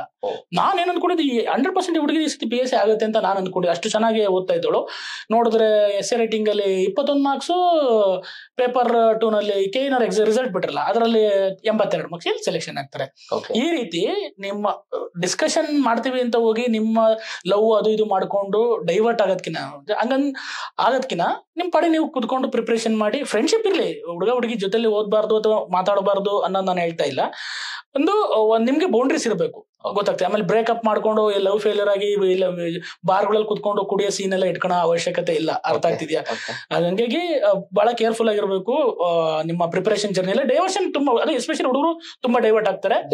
ಡಿಸ್ಟ್ರಾಕ್ಷನ್ ನಿಮ್ಗೊಂದು ಎಕ್ಸ್ಟ್ರಾ ಡಿಸ್ಟ್ರಾಕ್ಷನ್. ಅದು ಮೊದಲೇ social media, mobile, family pressures ಅವೆಲ್ಲ ಇರ್ತವೆ. ಅದ್ರ ಜೊತೆಗೆ ಇದೊಂದು ಹಾಕೊಂಡು ನೀವು ಅವಳು ಟೈಮ್ ಪಿಕಪ್ ಮಾಡ್ಕೊಂಡು ಅವಳನ್ನ ಅಲ್ಲಿ ಕರ್ಕೊಂಡು ಅಲ್ಲಿ ಸುತ್ಕೊಂಡು ಇಲ್ಲಿ ಸುತ್ಕೊಂಡು ಹೋಗೋದಕ್ಕಿಂತ ನಿಮ್ ಪಾಡಿ ಪ್ರಿಪರೇಷನ್ ಮಾಡ್ಕೊಳ್ಳಿ, ಒಳ್ಳೆ ಜಾಬ್ ತಗೊಳ್ಳಿ, ಒಳ್ಳೆ ಹುಡುಗಿನ ಸಿಗ್ತಾಳೆ. ಈಗ ಸರ್ ಆಲ್ರೆಡಿ ಎಷ್ಟೋ ಜನ ಹುಡುಗರಿಗೆ ಹುಡುಗಿ ಬಿಟ್ಟೋಗಿರ್ತಾಳಲ್ಲ, ಅಂತ ಹುಡುಗರಿಗೆ ಏನ್ ಟಿಪ್ಸ್ ಕೊಡ್ತೀರಾ ಸರ್? ಈಗ ಏನಿಲ್ಲ, ಈಗ ಏನ್ ಮಾಡ್ರಿ, ರೀಸ್ಟಾರ್ಟ್ ಮಾಡಿ ಕರೆಕ್ಟ್ ಪ್ರಿಪರೇಷನ್ ಮಾಡಿ. UPSC KPSC PSI ಯಾವ್ದೋ ಒಂದು ಜಾಬ್ ತಗೊಳ್ಳಿ, ಅದಕ್ಕಿಂತ ಒಳ್ಳೆ ಹುಡುಗಿ ಸಿಗ್ತಾಳೆ. ಸೊ ಓಕೆ, ನಾನು ಆಕ್ಚುಲಿ ಯಾವ್ದೋ ಒಂದು ಮೊನ್ನೆ ಭರವಸೆ ಹೆಜ್ಜೆ ಅಂತ ಹೇಳಿ ನಮ್ಮ ದಯಾನಂದ್ ಮಾಡ್ತಾ ಇದ್ರೆ, ಒಳ್ಳೆ ಫಂಕ್ಷನ್ ಆಗಿತ್ತು. ಈ was CEO of village boy ಅಂತಕ್ಕಂತ ಹೇಳಿ ಅವ್ರೊಂದು ಕ್ವೆಶನ್ ಕೇಳಿದ್ರು ಸರ್. ಬ್ಯಾಂಗ್ಳೂರಲ್ಲಿ ಇರ್ಬೇಕು ಅಂದ್ರೆ ಗಾಳಿ ಬೇಕಾ ನೀರ್ ಬೇಕಾ ಅಂತ ಪಾಸ್ ಮಾಡಿದ್ರು. ಹುಡುಗರು ಸರ್ ಎರಡೂ ಬೇಕು ಅಂದ್ರು. ಬ್ಯಾಂಗ್ಳೂರಲ್ಲಿ ದುಡ್ಡು ಬೇಕು ಮಗ, ಎರಡು ಸಿಗತ್ತೆ ಅಂತ. ಅಂದ್ರೆ ಬ್ರೇಕಪ್ ಆಗಿರೋರು ಯಾರಾದ್ರೂ ಇದೀರಾ ಅಂತ ಹೇಳಿದ್ರೆ ದುಡ್ಡು ಮಾಡಿ, ಹೌದು, IPS ಆಗಿ IAS ಆಗಿ, ಇಲ್ಲ 100 ಕೋಟಿ ಮಾಡಿ, ಇಲ್ಲ ಸರ್ತರ ಸಬ್ ಇನ್ಸ್ಪೆಕ್ಟರ್ಸ್ ಆಗಿ, ಆ ತರದವ್ರು 100 ಜನ ನಿಮ್ಮಿಂದ ಬರ್ತಾರೆ. ಖಂಡಿತ. ಸೊ ಯಾವುದೇ ಕಾರಣಕ್ಕೂ ಧೃತಿಗೆಡುತ್ತು ಅಂತ ಮನಸ್ಸನ್ನ ವಿಚಲಿತ ಮಾಡ್ಕೊಂಡು ಕುಗ್ತಕ್ಕಂತ ಕೆಲಸವನ್ನ ಮಾಡಕ್ ಹೋಗಿ. ಲೈಫ್ ಅಲ್ಲಿ ನಿಮ್ಗೆ ಯಾರಾದ್ರೂ ಏನಾದ್ರು ಅಂತಾರೆ, ನಿಮಗೆ ಅವಮರ್ಯಾದೆ ಮಾಡ್ತಾರೆ, ಕುತ್ಕೊಂಡು ಫೋಕಸ್ ಮಾಡ್ಕೊಂಡು ನಿಮ್ ಕೆಲಸ ಮಾಡ್ಕೊಂಡು ಹೋದ್ರಿ ಅಂತ ಹೇಳಿದ್ರೆ 100% ಸಕ್ಸಸ್ ಆದ್ರೆ ಅಂತ 100 ಜನ ನಿಮ್ಮಿಂದ ಬರ್ತಾರೆ ಸರ್. ಖಂಡಿತ ನಿಮ್ಗೆ ಪ್ರತಿ ಹೆಜ್ಜೆಯಲ್ಲೂ ನೆನಪಾಗ್ಬೇಕಾಗಿರೋದು ಸರ್ಗೆ ಅವ್ರ ತಾಯಿ ನೆನಪಾದಂಗೆ ನಿಮ್ಮ ತಂದೆ ತಾಯಿ ನೆನಪಾಗಿ ಒಂದು ಗುರಿ ಇಟ್ಕೊಂಡು ಹೋಗ್ಬೇಕಂತ ಹೇಳಿ ಒಂದು ಟಿಪ್ಸ್ ಇದೆ, ಇದು ಹೇಳ್ತೀರಾ sir? Sir almost probably 2017 batch ಅನ್ಸುತ್ತೆ ನೀವೆಲ್ಲ. ನೀವು ನಮ್ಮ ಸರ್ಕಲ್ ಅಲ್ಲಿ I got a very luxury ಎಲ್ಲ ಅದು ಇಟ್ಸ್ ಥ್ಯಾಂಕ್ಸ್ ಟು ನಮ್ಮ ಟಿಪ್ಪು ಸುಲ್ತಾನ್ ಸರ್ ಅಂತ ಹೇಳಿ. ಅವ್ರು ಗೊತ್ತಾ ನಮ್ಮ batch mate is the one of the good officer. ಮತ್ತೆ ನಮ್ಮ ಬ್ಯಾಚ್ ಅಲ್ಲಿ ಆಲ್ರೌಂಡರ್ ಬೆಸ್ಟ್ ಸಿಎಂ ಸೋಲ್ಡ್ ಡೆಫಿನೆಟ್ಲಿ ನಾವ್ ಎಕ್ಸ್ಪೆಕ್ಟ್ ಮಾಡಿರ್ಲಿಲ್ಲ ಯಪ್ಪ ಅದನ್ನ ಗೆಲ್ತಾನೆ ಅಂತ ಅನ್ಬಿಟ್ಟು. ಎಷ್ಟು ಸೈಲೆಂಟ್ ಆಗಿರ್ತಿದ್ರು. ಇಲ್ಲೆಲ್ಲ ದೊಡ್ಡ ಅಂದ್ರೆ ನೋಡಿ ಹೇಳ್ತಿರೋದು ನನಗಿದ್ರೆ ನಿಮ್ಮ ಹಾರ್ಡ್ ವರ್ಕ್ ಸೈಲೆಂಟ್ ಆಗಿತ್ತು ಅಂದ್ರೆ ನಿಮ್ಮ ಸಕ್ಸಸ್ ಸೌಂಡ್ ಮಾಡ್ಬೇಕು ಅಂತ ಹೇಳ್ತಾರಲ್ಲ ಹಂಗೆ. ನಾವ್ ಯಾರು ನಮ್ಮ ಇಡೀ ಕೆಪಿದಲ್ಲಿ ಟಿಪ್ಪು ಸುಲ್ತಾನ್ ಆಲ್ರೌಂಡ್ ಬೆಸ್ಟ್ ಅಂತ ಯಾರು ಎಕ್ಸ್ಪೆಕ್ಟ್ ಮಾಡಿರ್ಲಿಲ್ಲ. ಬಟ್ ಏನಕ್ಕೆ ಯಾಕೆಂದ್ರೆ ಸೈಲೆಂಟ್ ಆಗಿ ಕೆಲಸ ಮಾಡ್ತಿದ್ದ, ಎಲ್ಲದ್ರಲ್ಲಿ ಇನ್ವಾಲ್ವ್ಮೆಂಟ್ ತೋರಿಸ್ತಿದ್ದ, ಹಾರ್ಡ್ ವರ್ಕ್ ಮಾಡ್ತಾ ಇದ್ದ, ಕಲ್ಚರಲ್ ಪ್ರೋಗ್ರಾಮ್ ಮುಂದೆ ಇರ್ತಿದ್ದ, ಏನಾದ್ರು ಫಂಕ್ಷನ್ಸ್ ಗಳಾದ್ರೆ ಅಕಸ್ಮಾತ್ ಏನಾದ್ರು ಔಟ್ಡೋರ್ ಅಲ್ಲೂ ಚೆನ್ನಾಗಿ ಮಾಡ್ತಾ ಇದ್ದ. ಆಗ ಗೊತ್ತಾಯ್ತು ನಮ್ಮ ಕೆಲಸ ಪ್ರಾಮಾಣಿಕವಾಗಿತ್ತು ಅಂತಂದ್ರೆ ಯಶಸ್ಸು ಖಂಡಿತ ನಮ್ಮ ಹಿಂದೆ ಬರುತ್ತೆ. ನನ್ನ ಅದೃಷ್ಟ ಸರ್, ನೀವು ಟಿಪ್ಪು ಸುಲ್ತಾನ್ ಸರ್, ಆಮೇಲೆ ಹುಸೇನಪ್ಪ ನಾಯಕ್ ಸರ್, ಲಾಲ್ ಸಾಬ್ ಅವರು, ಶಾಂತಪ್ಪ ಎಲ್ಲ ನೀವೆಲ್ಲ ಒಂದೇ ಬ್ಯಾಚ್ ಅವ್ರು ನನಗ್ ಸ್ನೇಹಿತರಾಗಿ ಸಿಕ್ಕಿದ್ದು ನನ್ನ 7 ಜನ್ಮದ ಪುಣ್ಯ ಅಂತ ಎಲ್ಲರೂ ಸೇರಕ್ಕೆ ಒಂದು ಕಾರಣ ಇರುತ್ತೆ ಅಷ್ಟೇನೆ. ಎವ್ರಿಥಿಂಗ್ ಎಸ್ ಎ ಪರ್ಪಸ್ ಅಂದಂಗೆ. ಸರ್, ಈ 10 ವರ್ಷ ಜರ್ನಿಯಲ್ಲಿ ಯಾವತ್ತು ಸಬ್ ಇನ್ಸ್ಪೆಕ್ಟರ್ ಜಾಬ್ ನಿಮ್ಗೆ ಫ್ರಸ್ಟ್ರೇಷನ್ ಕೊಟ್ಟಿಲ್ವಾ? ಅಯ್ಯಪ್ಪ ಯಾಕಿದು ಬೇಕಾಯ್ತು, ಸೊ ಬಿಟ್ಬಿಡೋಣ ಇದು ಅಂತ ಯಾವತ್ತು ಅನ್ಸಿಲ್ವಾ ಸರ್? ಖಂಡಿತ ತುಂಬಾ ಸತಿ ಅನ್ಸಿದೆ. ಆದ್ರೆ ಏನಾಗುತ್ತೆ ಅಂದ್ರೆ ಈ ಒಂದೊಂದ್ಸತಿ ಪ್ರೆಷರ್ಸ್ ಮತ್ತೆ ಫ್ಯಾಮಿಲಿ ಟೈಮ್ ಕೊಡಕ್ ಆಗ್ದಿದ್ದಾಗ, ಅಥವಾ ಏನಾದ್ರು ಏನೋ ಒಂದು ಕಮಿಟ್ಮೆಂಟ್ ಮಾಡ್ಕೊಂಡಿರ್ತೀವಿ, ಆವಾಗ ಕಮಿಟ್ಮೆಂಟ್ ಹೋಗಕ್ ಆಗ್ದಿದ್ದಾಗ ತುಂಬಾ ಅನ್ಸುತ್ತೆ. ಬಟ್ ಆದ್ರೆ ನಾವು ಅದಕ್ಕೆ ಟ್ರೈನ್ ಆಗಿರ್ತೀವಿ. ಯಾಕಂದ್ರೆ ನಾವು ನಾನೇ ಮುಂದೆ ಹೇಳಿದೆ, ನಾನೇ ಆಸೆ ಪಟ್ಟು ಬಂದಿರ್ತೀವಿ ಜಾಬ್ಗೆ, ಯಾರು ನನ್ನ ಫೋರ್ಸಿಬಲಿ ಹೋಗಪ್ಪ ಅಂತ ಕಳಿಸಿರೋದಲ್ಲ. ಹಾಗಾಗಿ ಕೆಲವು ಸತಿ ಆ ಫ್ರಸ್ಟ್ರೇಷನ್ ಎಲ್ಲರಿಗೂ ಆಗುತ್ತೆ, ನಿಮ್ಗೂ ಆಗುತ್ತೆ. ನಿಮ್ಗೂ ಏನೋ ಒಂದು ನಾವು ಅಂದ್ಕೊಂತಿರೋದು ವರ್ಕ್ ಆಗ್ತಿಲ್ಲ ಅಂತಾಗ ಫ್ರಸ್ಟ್ರೇಷನ್ ಆಗೇ ಆಗುತ್ತೆ. ಆ ಟೈಮಲ್ಲಿ ಪೇಷನ್ಸ್ ಆಗಿದ್ದು ಆ ಟೈಮ್ ನ ಪಾಸ್ ಮಾಡಿದ್ರೆ ಖಂಡಿತ ಆಮೇಲೆ ಮತ್ತೆ ಏನಾದ್ರು ಪ್ರಾಬ್ಲಮ್ಸ್ ಬಂದಾಗ ನಾವು ಫ್ರಸ್ಟ್ರೇಟ್ ಆಗೋದು ಜಾಸ್ತಿ. ಅದೇ ರೀತಿ ನಮ್ಗೆ ಏನೋ ಪ್ರೆಷರ್ ಬಂದಾಗ ಆಗ್ತೀವಿ. ಆಮೇಲೆ ಅದು ಸ್ವಲ್ಪ ಟೈಮ್ ಕೊಟ್ಟಾಗ ಅಥವಾ ಅದನ್ನ ಅಲ್ಲಿಂದ ಬೇರೆ ಕಡೆ ನಮ್ಮ ಮನಸ್ಸನ್ನ ಡೈವರ್ಟ್ ಮಾಡ್ಕೊಂಡಾಗ ಯೂಶಲಿ ಇದು ರಿಲ್ಯಾಕ್ಸ್ ಆಗುತ್ತೆ. ಅದೇ ರೀತಿ ಹೆಂಗೆ ಫ್ರಸ್ಟ್ರೇಷನ್ ಆಗೋ ಮೂಮೆಂಟ್ಗಳು ಬಂತು, ಅದೇ ತರ ತುಂಬಾ ಎಂಜಾಯಬಲ್ ಮೂಮೆಂಟ್ಗಳು ಪೊಲೀಸ್ ಡಿಪಾರ್ಟ್ಮೆಂಟ್ ಅಲ್ಲಿ ಆಗಿದೆ, ಕಾಮಿಡಿ ಆಗಿದೆ. ಮತ್ತೆ ತುಂಬಾ ನಾವು ಕೆಲಸ ಮಾಡ್ಬೇಕಾದ್ರೆ ನಮ್ಮ ಕೋಡಿನ ಒಂದು ಫ್ಯಾಮಿಲಿ ತರ ಬಾಂಡಿಂಗ್ ಆಗುತ್ತೆ. ಅಣ್ಣ ಅಂತ ಈಗ ನಮ್ಕಿನ ಸೀನಿಯರ್ ಇದ್ರೆ ಅಣ್ಣ ಬಾರಣ ಹೋಣ ಇಲ್ಲಿ ಅಂತ ಮಾತಾಡ್ತೀವಿ, ತಮ್ಮ ಬಾ ಮಗ ಇಲ್ಲಿ ಮಾತಾಡೋಣ ಅಂತ ಅಂದ್ಬಿಟ್ಟು ಮಾತಾಡ್ಕೊಂಡು ಎಂಜಾಯ್ ಮಾಡ್ತೀವಿ ಕೆಲಸನ. ಎಲ್ಲ ತರನೇ ಇರುತ್ತೆ ಅದು. ಆಮೇಲೆ ಇನ್ನೊಂದು ಇದ್ರಲ್ಲಿ ನಿಮ್ಗೆ ಡೈವರ್ಸಿಫೈ ಕೆಲಸ ಸಿಗುತ್ತೆ. ಈಗ ನೀವು ನಾನು ಟೀಚರ್ ಆಗಿದೆ, FD ಆಗಿದ್ದೆ, ನಿಮ್ಗೆ ಒಂದೇ ಕೆಲಸ ಅಲ್ಲಿ ಒಂದು ನೀವು ಟೇಬಲ್ ಅಲ್ಲಿ ಕೂತ್ಕೋಬೇಕು, ಸಂಜೆ ಏನೋ ಒಂದು ಅಷ್ಟು ಪೇಪರ್ಸ್ ಬರ್ತವೆ, ನಿಮ್ ಮಾಡ್ತಾ ಇರ್ತೀರ. ಬಟ್ ಈಗ ಪೊಲೀಸ್ ಡಿಪಾರ್ಟ್ಮೆಂಟ್ ಡೈವರ್ಸಿಫೈ ಕೆಲಸ. ಸಿವಿಲ್ಗೆ ಹೋದ ನೀನು ಇನ್ವೆಸ್ಟಿಗೇಷನ್ ಅದು ಇದು, ನಾನ್ ಎಕ್ಸಿಕ್ಯೂಟಿವ್ ಬಂದ ಇದು ವೈರ್ಲೆಸ್ ಹೋಗ್ತೀಯಾ, CID ಹೋಗ್ತೀಯಾ, NI ಹೋಗ್ತೀಯಾ, ಎಲ್ಲಿ ಹೋಗ್ತೀಯಾ, ನೀವು ಒಂದು ವಿಚಿತ್ರ ಅನುಭವಗಳು ಆಗಕ್ಕೆ ಸ್ಟಾರ್ಟ್ ಆಗ್ಬಿಡ್ತವೆ. ಅರ್ಥ ಇದೆ. ನಿಮ್ಗೆ ಸೈಬರ್ ಕ್ರೈಮ್ ಹೋದ, ಬರೀ ಸೈಬರ್ ಕ್ರೈಮ್ ರಿಲೇಟೆಡ್ ನೋಡ್ತೀಯಾ. ನೆಕ್ಸ್ಟ್ ಯಾವ್ದು ಸೋಷಿಯಲ್ ಮೀಡಿಯಾ ಮಾನಿಟರಿಂಗ್ ಹೋಗ್ತೀಯಾ, ಸೋಷಿಯಲ್ ಮೀಡಿಯಾದಲ್ಲಿ ನೋಡ್ತೀಯಾ. ಅಂದ್ರೆ ನಿಮ್ಗೆ ಡೈವರ್ಸಿಫೈ ಕೆಲಸಗಳು ಸಿಗುತ್ತೆ. ಇಲ್ಲಿ ನಿಮ್ಗೆ ಒಂದೇ ತರ ಬೋರ್ ಅನ್ಸಲ್ಲ. ನಿಂಗೆ ಇಲ್ಲಿ ಬೋರ್ ಆಯ್ತಾ, ನೆಕ್ಸ್ಟ್ ಯಾವ್ದಾರ ಬೇರೆ ಕಡೆ ಟ್ರಾನ್ಸ್ಫರ್ ಮಾಡಿಸ್ಕೊಂಡು ಹೋಗು, ಅಲ್ಲೊಂಥರ ಕೆಲಸ ಸಿಗುತ್ತೆ ಅಷ್ಟೇ. ಎವ್ರಿಡೇ ಚಾಲೆಂಜಸ್ ಇರುತ್ತೆ, ಸೊ ಒಂಥರ ಕಿಕ್ ಇರುತ್ತೆ. ಅಂದ್ರೆ ನಾನ್ ಇದ್ರಲ್ಲಿ ನಾವು ಹೆಂಗೆ ಅಂತಂದ್ರೆ, ನೀವೇನಾದ್ರೂ ಈ ಡಿಪಾರ್ಟ್ಮೆಂಟ್ ಕೆಲಸದಲ್ಲಿ ಇನ್ವಾಲ್ವ್ಮೆಂಟ್ ಆಗ್ಬಿಟ್ರೆ ಅದೊಂಥರ ಇದ್ದಂಗೆ, ಏನೋ ಕಿಕ್ ಅಂತ ಹೇಳ್ತಾರಲ್ಲ ನೀವು, ಆತರ ಮಾಡ್ಬೇಕು. ನಮ್ಮ ಫ್ರೆಂಡ್ಸ್ಗಳು ಎಂತೆಂತ ಕೇಸ್ ಸಾಲ್ವ್ ಮಾಡಿದ್ದಾರೆ, ಎಷ್ಟು ಜನ ಅಕ್ಯೂಸ್ಗಳನ್ನ ಇಟ್ಕೊಂಡ್ ಬಂದಿದ್ದಾರೆ, ಎಷ್ಟು ಬೇರೆ ಬೇರೆ ಸ್ಟೇಟ್, ನಮ್ ಕರ್ನಾಟಕ ಬಿಡಿ, ನಮ್ಮ ಫ್ರೆಂಡ್ ಒಬ್ಬ ನೇಪಾಳಗೆಲ್ಲ ಹೋಗಿ ಅಕ್ಯೂಸ್ಗಳನ್ನ ಇಟ್ಕೊಂಡ್ ಬಂದಿರ್ತಾರೆ, ಬೇರೆ ಬೇರೆ ದೇಶ ಲೆಕ್ಕ ಹಾಕೊಳ್ಳಿ. ಆ ತರ ಚಾಲೆಂಜಿಂಗ್ ಇರೋದು. ಆದ್ರೆ ನೀವು ಅದರಲ್ಲಿ ಎಂಜಾಯ್ ಮಾಡ್ಬೇಕು, ಆ ಟೈಮ್ ನ ಮೂಮೆಂಟ್ ನ ಎಂಜಾಯ್ ಮಾಡ್ಬೇಕು. ಅಲ್ಲಿ ಹೋದಾಗ ನಿಮ್ಗೆ ನೇಪಾಳಕ್ಕೆ ಹೋದ, ನೇಪಾಳದಲ್ಲಿರೋ ಎಲ್ಲ ನೋಡ್ಕೊಂಡ್ ಬಂದ್ವಿ. ನಾನೇ ಮೊನ್ನೆ ಕೇರಳಕ್ಕೆ ಹೋಗಿದ್ದೆ. ನಾನು ಕೇರಳಕ್ಕೆ ಹೋಗಕ್ಕೆ ನಂಗೆ ಅವಕಾಶ ಡಿಪಾರ್ಟ್ಮೆಂಟ್ ಅವರೇ ಕಳಿಸಿದ್ರು, ದುಡ್ಡು ಕೊಟ್ಟು ಹೋಗಿ ಟ್ರೈನಿಂಗ್ ಮಾಡ್ಕೊಂಬಪ್ಪ ಅಂತ. ಆಗ ಹೋದಾಗ ಆ ಎನ್ವೈರನ್ಮೆಂಟ್, ಆ ಪರಿಸರ, ಬೀಚ್ ಅಲ್ಲಿ ಆರಾಮಾಗಿ ಎಂಜಾಯ್ ಮಾಡ್ಕೊಂಡು ಒಂದಷ್ಟು ಜನ ಟ್ರೈನಿಂಗ್ ಆಯ್ತು, ಈ ಕಡೆ ಒಂದಿದಾಯ್ತು. ಅಂದ್ರೆ ನಿಮ್ಗೆ ಆತರ ಆಪರ್ಚುನಿಟಿ ಬೇರೆ ಡಿಪಾರ್ಟ್ಮೆಂಟ್ ಅಲ್ಲಿ ಕಮ್ಮಿ ನನ್ನ ಪ್ರಕಾರ. PSI ಅಲ್ಲಿ ನಿಮ್ಗೆ ಆತರ ಆಪರ್ಚುನಿಟಿ ತುಂಬಾ ಸಿಗುತ್ತೆ. Okay sir, if you don't mind, ನಿಮ್ಗೆ ತುಂಬಾ ಅಂದ್ರೆ ಚಾಲೆಂಜಿಂಗ್ ಅನ್ಸಿರೋದು ಯಾವ ಕೇಸ್ ಸಾಲ್ವ್ ಮಾಡಿರೋದು ಸರ್? ಆಫ್ ದ ರೆಕಾರ್ಡ್ ಅಂತನೋ ಅಥವಾ ನಿಮ್ಗೇನು ಅಭ್ಯಂತರ ಇಲ್ಲ ಅಂದ್ರೆ ಶೇರ್ ಮಾಡ್ಬೋದು? ಕೇಸ್ ತರದು ಇಲ್ಲ, ತುಂಬಾ ಕೇಸಸ್ ಆಗಿರ್ತೀವಿ. ಬಟ್ ಇಲ್ಲ ಅದು ಒಂದಷ್ಟು ಶೇರ್ ಮಾಡೋದು ಬೇಡ ಅಂತ ತುಂಬಾ ಇರುತ್ತೆ, ಅದು ಫಾರ್ಮಲ್ ಆಗಿರೋದ್ರಿಂದ ತೊಂದ್ರೆ ಇಲ್ಲ sir, it's fine. Okay sir, last but not the least, ನಮ್ಮ ವಿದ್ಯಾರ್ಥಿಗಳಿಗೆ, ನಮ್ಮ ಅಶ್ವಮೇಧ IAS ನ ಫಾಲೋ ಮಾಡ್ತಿರ್ತಕ್ಕಂತ ಸ್ಪರ್ಧಾರ್ಥಿಗಳಿಗೆ ಹಾಗೂ ಈ ವಿಡಿಯೋನ ನೋಡ್ತಿರ್ತಕ್ಕಂತ ಎಲ್ಲರಿಗೂ ಮಾನವ ಸಹಜ ಇದೆ. ಜೀವನಕ್ಕೆ ಒಂದು ಅತ್ಯಮೂಲ್ಯವಾದ ಸಂದೇಶ ಏನು ಸರ್? ಜೀವನನ ಹೇಗ್ ನೋಡ್ಬೇಕು, ಒಂದು ಪರಿಪೂರ್ಣ ಜೀವನ ನಡೆಸಬೇಕು ಅಂತ ಹೇಳಿದ್ರೆ ಯಾವ ರೀತಿ ನಡೆಸಬೇಕು ಸರ್, ನಿಮ್ಮ ಒಂದು ಸಂದೇಶ? ಸರ್, ಇದು ಪರಿಪೂರ್ಣ ಜೀವನ ಅನ್ನೋದು ಅವರ ವೈಯಕ್ತಿಕ ಸಬ್ಜೆಕ್ಟಿವ್ ಅಂತ ಅನ್ಸುತ್ತೆ ನನ್ನ ಪ್ರಕಾರ. ಯಾಕೆಂತಂದ್ರೆ ಅವ್ರವ್ರ ಹೆಂಗ್ ನಿರ್ಧಾರ ಮಾಡ್ಕೊಂಡಿರ್ತಾರೆ ಅದ್ರ ಮೇಲೆ ಡಿಪೆಂಡ್ ಆಗುತ್ತೆ. ನನ್ನ ಪ್ರಕಾರ ಒಂದು ಒಳ್ಳೆ ಫ್ಯಾಮಿಲಿ, ಒಂದು ಒಳ್ಳೆ ಹೆಂಡತಿ, ಒಂದು ಒಳ್ಳೆ ಮಗು, ಒಂದಷ್ಟು ದುಡ್ಡು ಅಂತಂದ್ರೆ ಲೈಕ್ ನಮ್ಮ ಲೈಫ್ ಲೀಡ್ ಮಾಡಕ್ಕೆ ಎಷ್ಟು ಬೇಕಷ್ಟು. ಮೇನ್ ಫ್ಯಾಮಿಲಿ ಚೆನ್ನಾಗಿರ್ಬೇಕು ಸರ್. ಹೌದು, ಅಪ್ಪ ಅಮ್ಮ ಆಗಿರ್ಬೋದು, ಮನೇಲಿ ವೈಫ್ ಆಗಿರ್ಬೋದು, ಅಥವಾ ನಮ್ಮ ಸುತ್ತಮುತ್ತ ಅಣ್ಣ ತಮ್ಮದಿರಾಗಿರ್ಬೋದು, ಮತ್ತೆ ಫ್ರೆಂಡ್ಸ್ ತುಂಬಾ ಇಂಪಾರ್ಟೆಂಟ್ ಆಗುತ್ತೆ. ನೀವು ಇಷ್ಟನ್ನು ಒಂದು ಚೆನ್ನಾಗಿ ಇಟ್ಕೊಂಡು, ಒಂದು ರಿಲೇಷನ್ ಇಟ್ಕೊಂಡು, ಒಳ್ಳೆ ಒಂದು ಆರಾಮ್ಸೆ ಜಾಬ್ ತಗೊಂಡು, ಒಂದು ಒಳ್ಳೆ ಫ್ಯಾಮಿಲಿ ಟ್ರಿಪ್ ಮಾಡ್ಕೊಂಡು, ಅಲ್ಲಿ ಇಲ್ಲಿ ವೀಕೆಂಡ್ಸ್ ಅಲ್ಲಿ ಎಂಜಾಯ್ ಮಾಡ್ಕೊಂಡು ಆರಾಮಾಗಿತ್ತು ಅಂದ್ರೆ ಅದೇ ನನ್ನ ಪ್ರಕಾರ ಒಂದು ಒಳ್ಳೆ ಇದು. ಮತ್ತೆ ಜೊತೆಗೆ ನಿಮ್ಮ ಕೈಲಿ ಆದಷ್ಟು ಹೆಲ್ಪಿಂಗ್, ನಿಮ್ ಕೈಲಿ ಎಷ್ಟ ಆಗುತ್ತೆ, ಯಾವ್ದಾದ್ರು ಸ್ಟೂಡೆಂಟ್ಸ್ ಆಗಿರ್ಬೋದು, ನಿಮ್ ಫ್ಯಾಮಿಲಿಗಾಗಿರ್ಬೋದು, ಬೇರೆ ಏನಾದ್ರು ಹೆಲ್ಪಿಂಗ್ ಮಾಡ್ಕೊಂಡು ಇತ್ತು ಅಂತಂದ್ರೆ ಮತ್ತೆ ನಾವಿರೋ ಒಂದು ಸಿಚುವೇಶನ್ ಅಲ್ಲೇ ತೃಪ್ತಿ ಪಡ್ಬೇಕು ಒಂದು. ಮತ್ತೆ ಅದಕ್ಕಿಂತ ಇದನ್ನ ಏನು ಒಂದು ಹಂತ ಮೇಲೆ ಹೋಗೋಕೆ ಪ್ರಯತ್ನ ಪಡ್ತಾ ಇರಬೇಕು. ಅಷ್ಟ್ ಮಾಡ್ಕೊಂಡು ಇತ್ತು ಅಂದ್ರೆ ಅದೇ ನನ್ನ ಪ್ರಕಾರ ಒಂದು ನಾವಿರೋದು ಆಗಿದೆ ಸರ್. ನನಗೆ ಯಾವ್ದ್ರಲ್ಲೂ ಇದಿಲ್ಲ. ಈಗ ಹೇಳ್ತಾರೆ ಕೆಲವರು, ಅವ್ರು ಅಷ್ಟು ಕೋಟಿ ಮಾಡಿದ್ರು, ಇವ್ರು ಇಷ್ಟು ಕೋಟಿ ಮಾಡಿದ್ರು, ಅವ್ರು ಹಂಗಿದ್ರು, ಇವ್ರು ಹಿಂಗಿದ್ದಾರೆ ಅಂತ. Let it be. ಅವ್ರ ಪಾಡಿಗೆ ಅವ್ರ ಲೈಫ್ ಅವ್ರದ್ದು, ನನ್ನ ಲೈಫ್ ನಂದು. ನಾನು ಆರಾಮಾಗಿದ್ದೀನಿ, ನಮ್ಮ ಫ್ಯಾಮಿಲಿ ನಮ್ದು ಚೆನ್ನಾಗಿದೆ, ನನ್ನ ಮಗಳ ಜೊತೆ ನಾನು ಆಟ ಆಡ್ತೀನಿ, ನಮ್ಮ ವೈಫ್ ಜೊತೆ ಆರಾಮಾಗಿದ್ದೀನಿ. ನಾವು ರೋಡ್ ಸೈಡ್ ಅಲ್ಲಿ ಗೋಬಿ ಮಂಚೂರಿ ತಿಂತೀವಿ, ತಾಜ್ ಹೋಟೆಲ್ ಹೋಗಿ ಊಟನೂ ಮಾಡ್ತೀವಿ. ಹಾಗಾಗಿ ಎಲ್ಲ ಚೆನ್ನಾಗಿದೆ, ಎಲ್ಲದಕ್ಕೂ ಅಡ್ಜಸ್ಟ್ ಆಗೋ ವೈಫ್ ಇದ್ದಾಳೆ. ಅದು ಸರ್ವಜ್ಞ ಒಂದು ಮಾತಿದೆ, ನನಗೆ ಅದು ಬರ್ತಿಲ್ಲ. ಅದು ಇಚ್ಛೆ ನಡೆಯುವ ಸತಿ ಇರಲು, ಅನ್ನಕ್ಕೆ ವೆಚ್ಚಿರಲು, ಈಗ ಸ್ವರ್ಗಕ್ಕೆ. ಸರ್, ಅದನ್ನ ನಾನು ಆಡ್ ಮಾಡ್ತೀನಿ. ಬೆಚ್ಚನೆಯ ಗೂಡಿರಲು, ವೆಚ್ಚಕ್ಕೆ ಹೊನ್ನಿರಲು, ಇಚ್ಛೆಯನ್ನರಿಯುವ ಮಡದಿ ಇರಲು, ಸ್ವರ್ಗಕ್ಕೆ ಕಿಚ್ಚೆ ಚಂದ ಸರ್ವಜ್ಞ. ಹೌದು. ಅಂದ್ರೆ ಒಂದು ಪುಟದಾಗಿರತಕ್ಕಂತ ಒಂದು ಮನೆ, ನನ್ನ ಆಸೆಯನ್ನ ಅರಿಯುವಂತಹ ಒಂದು ಮಡದಿ, ಹೌದು, ಜೊತೆಗೆ ಸ್ವಲ್ಪ ಖರ್ಚಿಗೆ ದುಡ್ಡಿತ್ತು ಅಂತ ಹೇಳಿದ್ರೆ ಸ್ವರ್ಗನೂ ಬೇಡ, ಭೂಮಿನೇ ಸ್ವರ್ಗ ಅಂತ. ಪ್ಲೇಸ್ ಸ್ವರ್ಗ. ಸೊ ಆ ಸ್ವರ್ಗ, ಆ ವೆಚ್ಚಕ್ಕೆ ಒಂದು ಮನೆಯೆಲ್ಲ ಮಾಡ್ಕೋಬೇಕಂತ ಹೇಳಿದ್ರೆ ಕೆಲ್ಸ, ಜಾಬ್ ತಗೊಳ್ತಕ್ಕಂಥದ್ದು ಒಂದಿದು. ನನ್ ಕಡೆಯಿಂದ ಒಂದು ಲಾಸ್ಟ್ ಮೆಸೇಜ್ ಸರ್ ನಮ್ಮ ಹುಡುಗರಿಗೆ. ಓಕೆ. ಸಾಕಷ್ಟು ಜನ ನಿಮ್ಮನ್ನ ಟೀಕಿಸ್ತಾ ಇರ್ತಾರೆ, ಕುತ್ಕೋ ಓದು, ಕೆಲ್ಸ ಮಾಡು. S, exactly. 108 ಕಷ್ಟಗಳು ಬರ್ತಿರ್ತವೆ, ಕುತ್ಕೋ ಓದು, ಕೆಲ್ಸ ಮಾಡು. ಏನೋ ಸಕ್ಸಸ್ ಸಿಗುತ್ತೆ, ತಲೆ ಮದ ಹತ್ತದ ಬೇಡ, ಕುತ್ಕೋ ಓದು, ಕೆಲ್ಸ ಮಾಡು. ಇದೊಂದನ್ನ ಫಾಲೋ ಮಾಡ್ಕೊಂಡು ಹೋದ್ವಿ ಅಂತ ಹೇಳಿದ್ರೆ ನಮ್ಮ ಭಗವದ್ಗೀತೆಯಲ್ಲಿ ಹೇಳಿದಂಗೆ ಕರ್ಮ ಸಿದ್ಧಾಂತ ಸ್ಥಿತ ಪ್ರಜ್ಞತೆಯನ್ನ ಪಡ್ಕೊಂಡ್ವಿ ಅಂತ ಹೇಳಿದ್ರೆ ಜೀವನ ಅತ್ಯಮೂಲ್ಯವಾಗಿರುತ್ತದೆ. ಸೊ ಈ ಕಾರ್ಯಕ್ರಮಕ್ಕೆ ಸಾಕಷ್ಟು ಇನ್ಸೈಟ್ಸ್ ಅನ್ನ ಕೊಟ್ಟಿದ್ದಂತಹ ಕೃಷ್ಣಮೂರ್ತಿ ಸರ್ಗೆ ಸರ್ ಧನ್ಯವಾದಗಳು. ಅಂಡ್ ನನ್ನ ಅದೃಷ್ಟ ಇದು, ನನ್ ಕರೆದಿದ ತಕ್ಷಣ ಸರ್ 15 days ಇಂದ ಫಾಲೋ ಅಪ್ ಮಾಡಿದ್ದೀನಿ.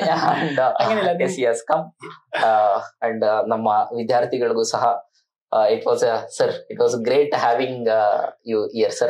Thank you very much sir. Thank you so much. Thank you. ನಮಸ್ಕಾರ ಎಲ್ರಿಗೂ. ಮುಂದಿನ ಅಪ್ಕಮಿಂಗ್ ವಿಡಿಯೋಸ್ ಅಲ್ಲಿ ಇನ್ನ ಕರ್ನಾಟಕದ ಟಾಪ್ ಎಜುಕೇಟರ್ಸ್, ಟಾಪ್ ಕಾಪ್ಸ್ ನ ಕರ್ಕೊಂಡು ಬಂದು ಅವರ ಒಂದು ಕಾರ್ಯವೈಖರಿ ಶೈಲಿಗಳನ್ನ we shall do that. Keep following Ashwamedh IAS and subscribe to our channel. Thank you.